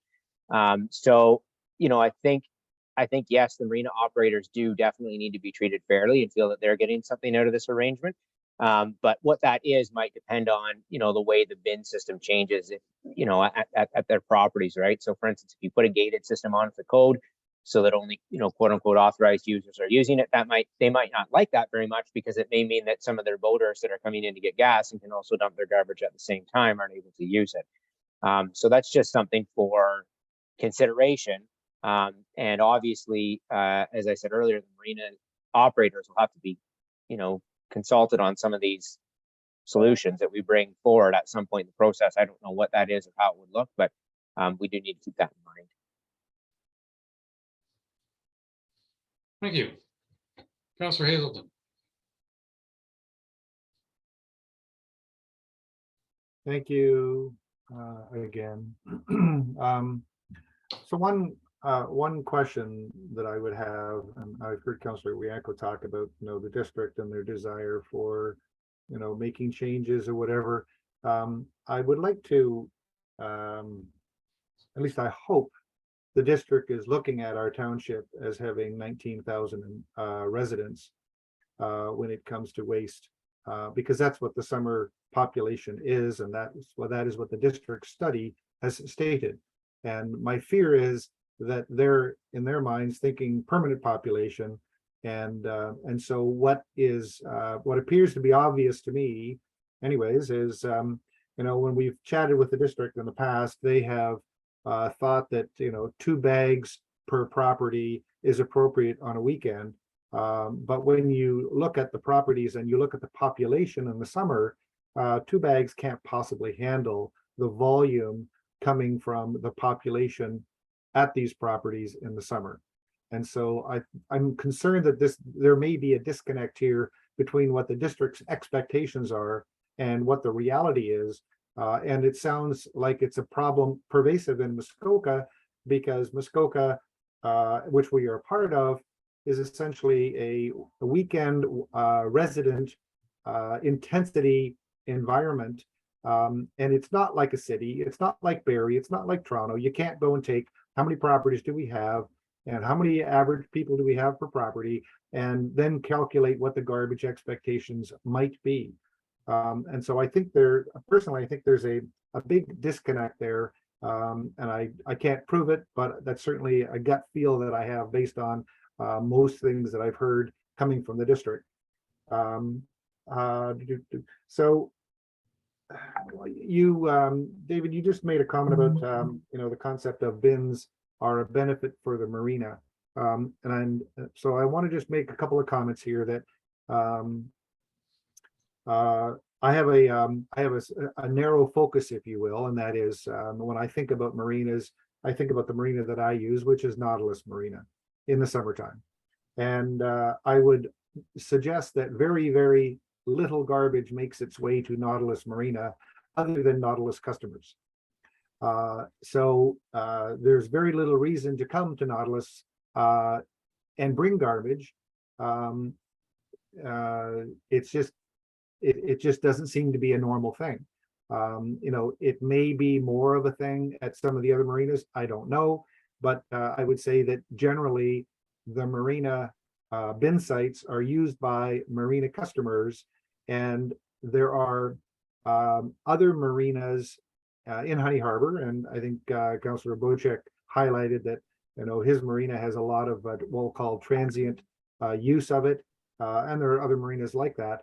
But I think we want to, as we are drilling into what is really going on in these marinas, Nautilus, probably Boat Club, and probably some of the other ones, you know, have very little transient garbage coming in, if you will. And so when we come back to, well, what is the benefit to the marinas? Well, number one, the benefit to the marina is a higher quality of customer service that is available because the bin sites are on the marina property, and now the marina operator knows that the risk of frustrated customers dumping garbage because of other reasons is pretty low. So it's a higher quality customer service that they are able to offer. And that's one of the reasons I think they volunteer to make significant land available that, you know, if they, in Nautilus, for example, if they didn't have, they've got 2, 4, 6, 8, 9 bins, that's a significant parking revenue lost because of having those bins on their property.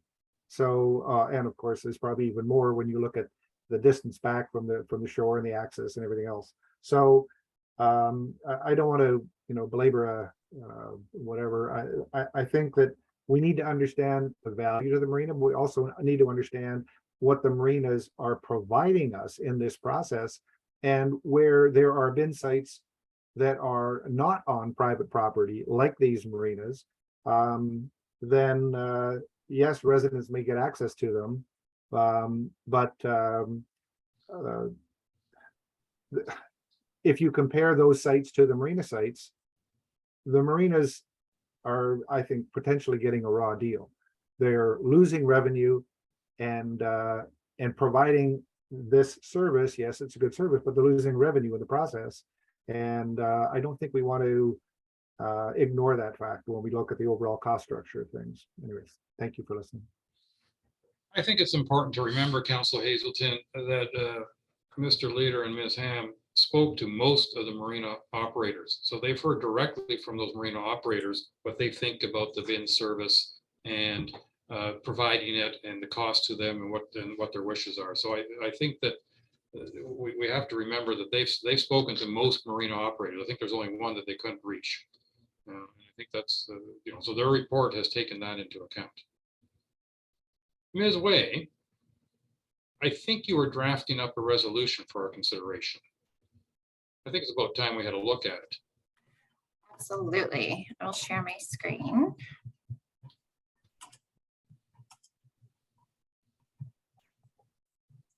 It continues on, so let me know when you'd like me to scroll down. Whereas the District of Muskoka funded 50% of the $25,000 plus non-rebatable HST costs of the initial waste management study specific to advance the bin site transition. And whereas the Township of Georgian Bay engaged Hutchinson Environmental Sciences Limited to conduct a solid waste management needs and wants study.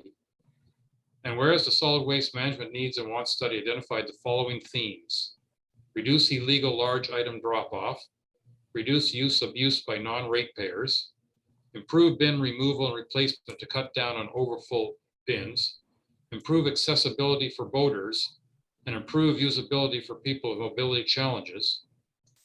And whereas Food Cycler Municipal Solution partners with Canadian municipalities to provide food waste diversion solutions, therefore be it resolved that Council directs staff to prepare a staff report on funding and costing options and a cost analysis to partner with Food Cycler to provide food waste diversion solutions for the Township of Georgian Bay and neighboring communities. And that Council directs staff and consultant to prepare bin site improvement guidelines that can be presented to the District of Muskoka regarding current and or future bin sites located within the Township of Georgian Bay.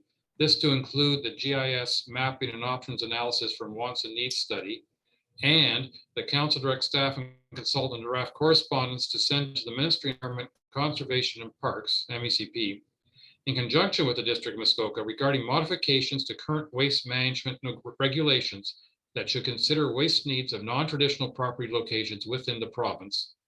And the council directs staff to report back on all directives to staff and consultants on items within this resolution. Councillor Cooper.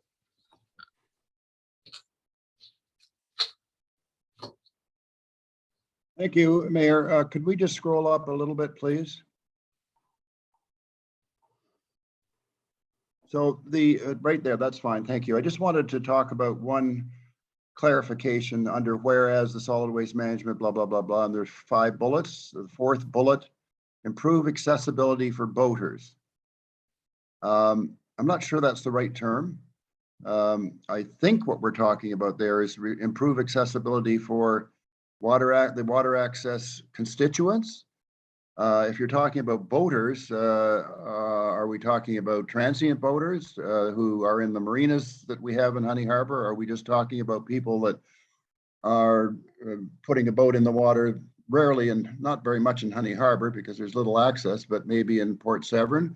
I think that's a very broad word, boaters, and I think what we're trying to do is provide as much accessibility as we can for our water access community who happen to travel in a vessel.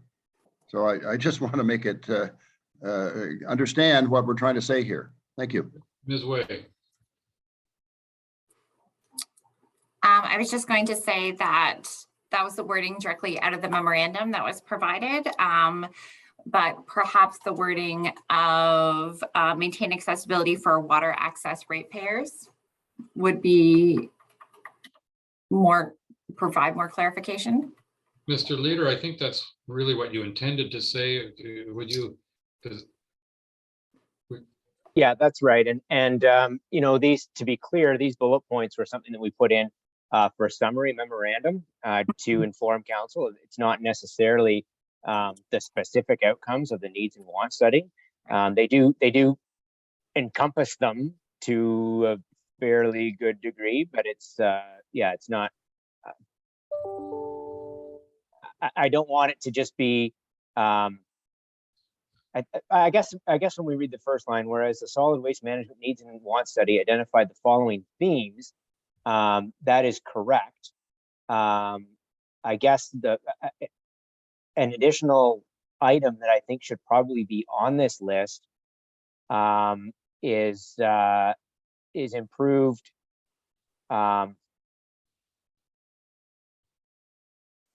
maybe not improved is the right word, but investigation into the value of the system for the township and ratepayers, because that is a theme that has come up over and over again.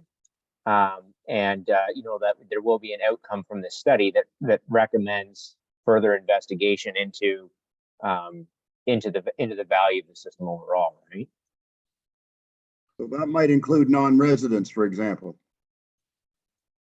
Is that correct, David? Well, I meant overall that it would be an investigation into improvement of value of the system for the ratepayers and the township. Okay, but all I was trying to clarify, even from when I saw this statement earlier from Yes. your report, I did feel that the voter word was a bit vague, so that's why. Yeah. Yeah, and I think your change on bullet 4 is accurate. Improved accessibility for water access ratepayers. That really is the intent. Yeah. Thank you. I'd like, if I could, just add that should also include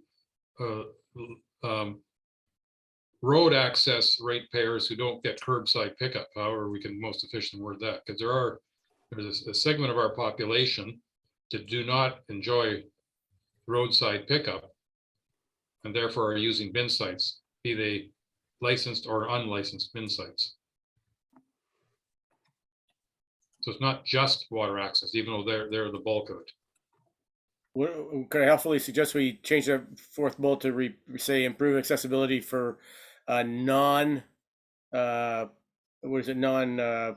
roadside pickup constituents? Would that be water access only, in effect? Yeah. We should just add the word only. Well, not necessarily, because there's a lot of people that use the bin system that do have road access and aren't just water access, but they just don't have municipal pickup service. Yeah, well, that's the extra bullet point we're adding. Oh.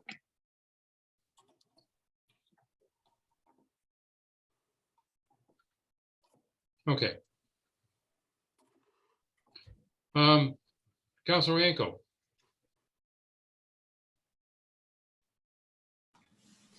Just on the paragraph there with the food cycler, should we also be encouraging the district to get more involved in the green bin issue? Like, not everybody's going to be buying a food cycler. If there's a green bin at some of these bin sites or whatever, we're trying to divert waste, and the kitchen waste, as you say, is a big issue. But we don't want to put all eggs in the back and say, well, you got to buy a food cycler. We should be encouraging the district to install green bins at as many sites as possible that they're comfortable with. So I'd like to see something in there about encouraging green bin installations at some of our sites. Because road access people are being encouraged to do green bins. In the urban environment right now, and they want to get green bins into the urban environment sometime in the near future. So we should also be on board with that.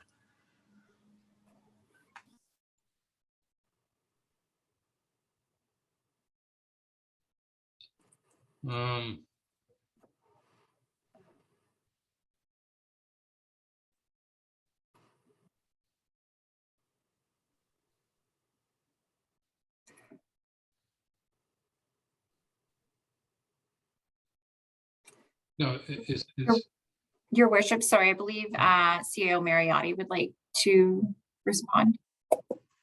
Mr. Mariotti. Yeah, thank you, Mayor Cossé. Just to Councillor Yanko's point, which is a very valid point. Of course, we want to be diverting organic waste across the board.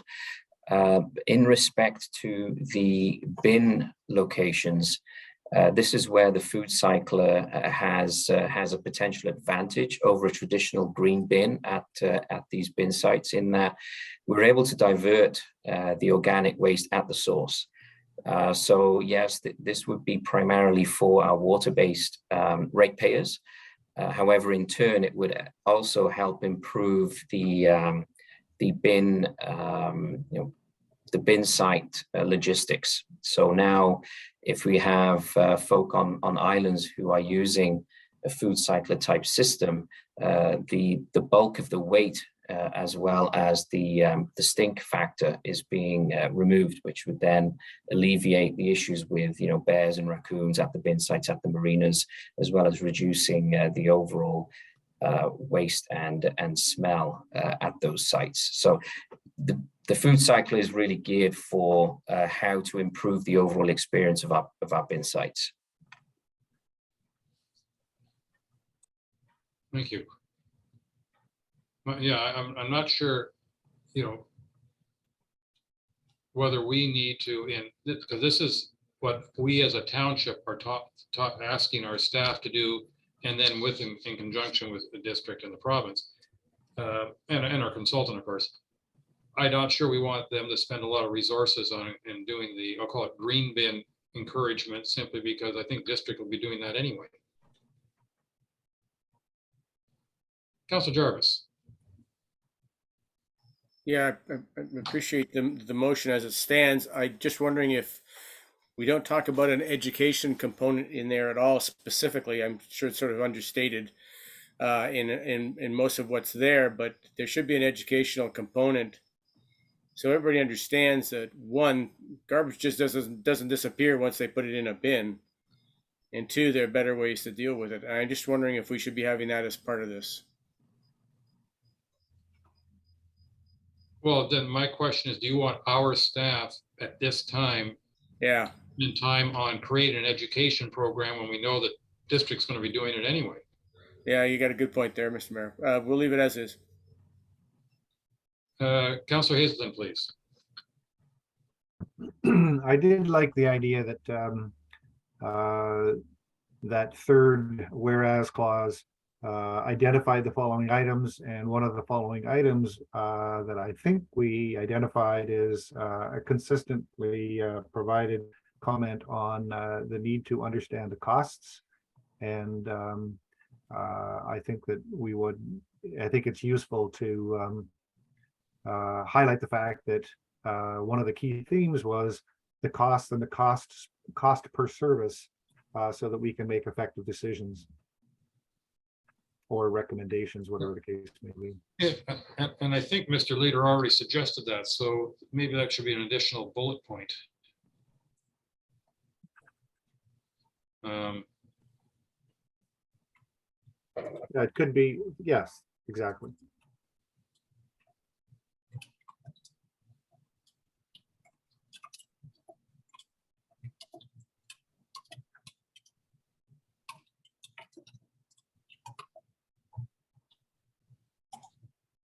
That's fine. All right, council. Are you prepared for me to read the motion and call the vote? Could I maybe just make two more recommendations that are quite minor, but I think they're important Absolutely. to the document? Yeah. So if we go down, therefore, so starting with the council direct staff and consultants prepare bin site improvement guidelines. Guideline has a very, in this realm, it has a very specific meaning. I think it's better that council direct staff to prepare bin site improvement and sustainability recommendations that can be presented to the district. Because ultimately we want this bin system to persist and function a little bit better than it is right now. Okay. And then the paragraph below that, the council direct staff and consultant to draft correspondence to send to the Ministry of the Environment, Conservation and Parks in conjunction with the district regarding modifications to the current waste management regulations that should consider. So by saying, I think that we want to remove the word regulations from this, because it would be far beyond us to try to recommend revisions to provincial regulation.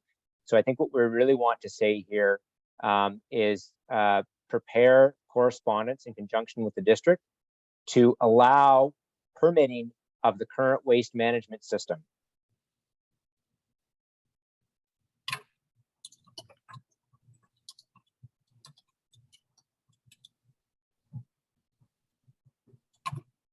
Period.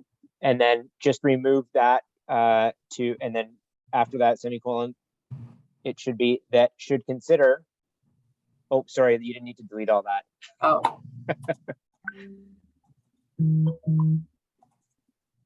Once you get to that, it should be fine.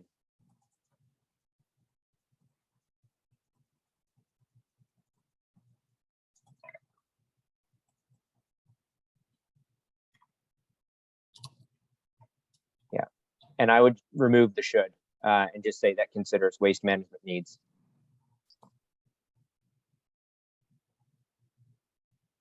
And instead of going to, so the sentence should read, starting at District of Muskoka to allow permitting of the current waste management system that considers.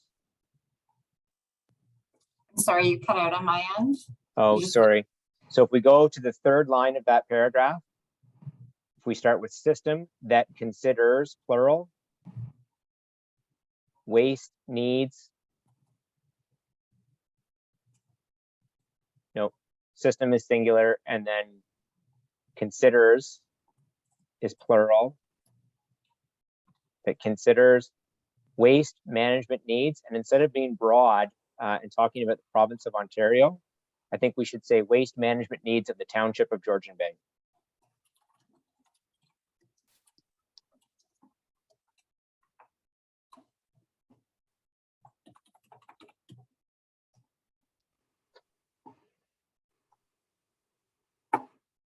I think you've nicely improved our resolution. Thank you.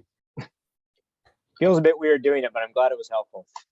Well, I don't consider it weird. I think that's what we hired you for, to come up with this resolution in effect. Okay. Work we've done to date. All right. I'm not seeing any further hands, so I'm going to, Ms. Wade, if you could scroll to the top and then say, I'll have moved by Councillor Douglas, seconded by Councillor Hazelton, whereas the District of Muskoka funded 50% of the $25,000 plus non-rebatable HST cost of the initial waste management study specific to advancing the bin site transition. And whereas the Township of Georgian Bay engaged Hutchinson Environmental Services Limited to conduct a solid waste management needs and wants study. And whereas the solid waste management needs and wants study identified the following themes: reduce illegal large item drop off, reduce use and abuse by non-ratepayers, improve bin removal and replacement to cut down on overfull bins, improve accessibility for water access ratepayers, improve accessibility for ratepayers who do not receive roadside pickup service, improve usability for people with mobility challenges, identify costs associated with waste management services within the township. And whereas food cycle municipal solutions partners with Canadian municipalities provide food waste diversion solutions, therefore, be it resolved that council directs staff to prepare a staff report on funding and costing options and a cost analysis to partner with food cycles that provide food waste diversion solutions for the township of Georgian Bay and neighboring communities. And the council directs staff and consultant to prepare bin site improvement and sustainability recommendations that can be presented to the District of Muskoka regarding current and or future bin sites located within the township of Georgian Bay. This to include the GIS mapping and options analysis from wants and needs study, and the council directs staff and consultants to draft correspondence to send to the Ministry of the Environment, Conservation and Parks in conjunction with the District of Muskoka to allow permitting of the current waste management system that considers waste management needs of the township of Georgian Bay. And the council directs staff to report back on all directives to staff and consultants on items within this resolution. Councillor Cooper. One small suggestion, it's not roadside. I think it should be curbside. It's a more accurate description of the service. I would argue that in most cases, there's no curbs where they're providing the service, but I think provincially, they often refer to it as curbside. But so does the district mayor. I know, and they're wrong. Can you and I agree they're wrong, even if that's the term they use? I can't imagine the district being wrong on anything, but Okay. so much for that. Just the other thing was a spelling thing, up at the top, Karen, non-rebatable. Is there, what does Word say about that, or whatever? It's spelled correctly, just Word doesn't know that it's spelled correctly. Oh, okay. Well, we know more than Word anyway. I got it. Thanks. All right. All those in favor? I got 1, 2, 3, 4, 5, 6, and we're gonna, we'll see. That's enough, even if Councillor Bochek can't have his vote recorded. Thank you very much.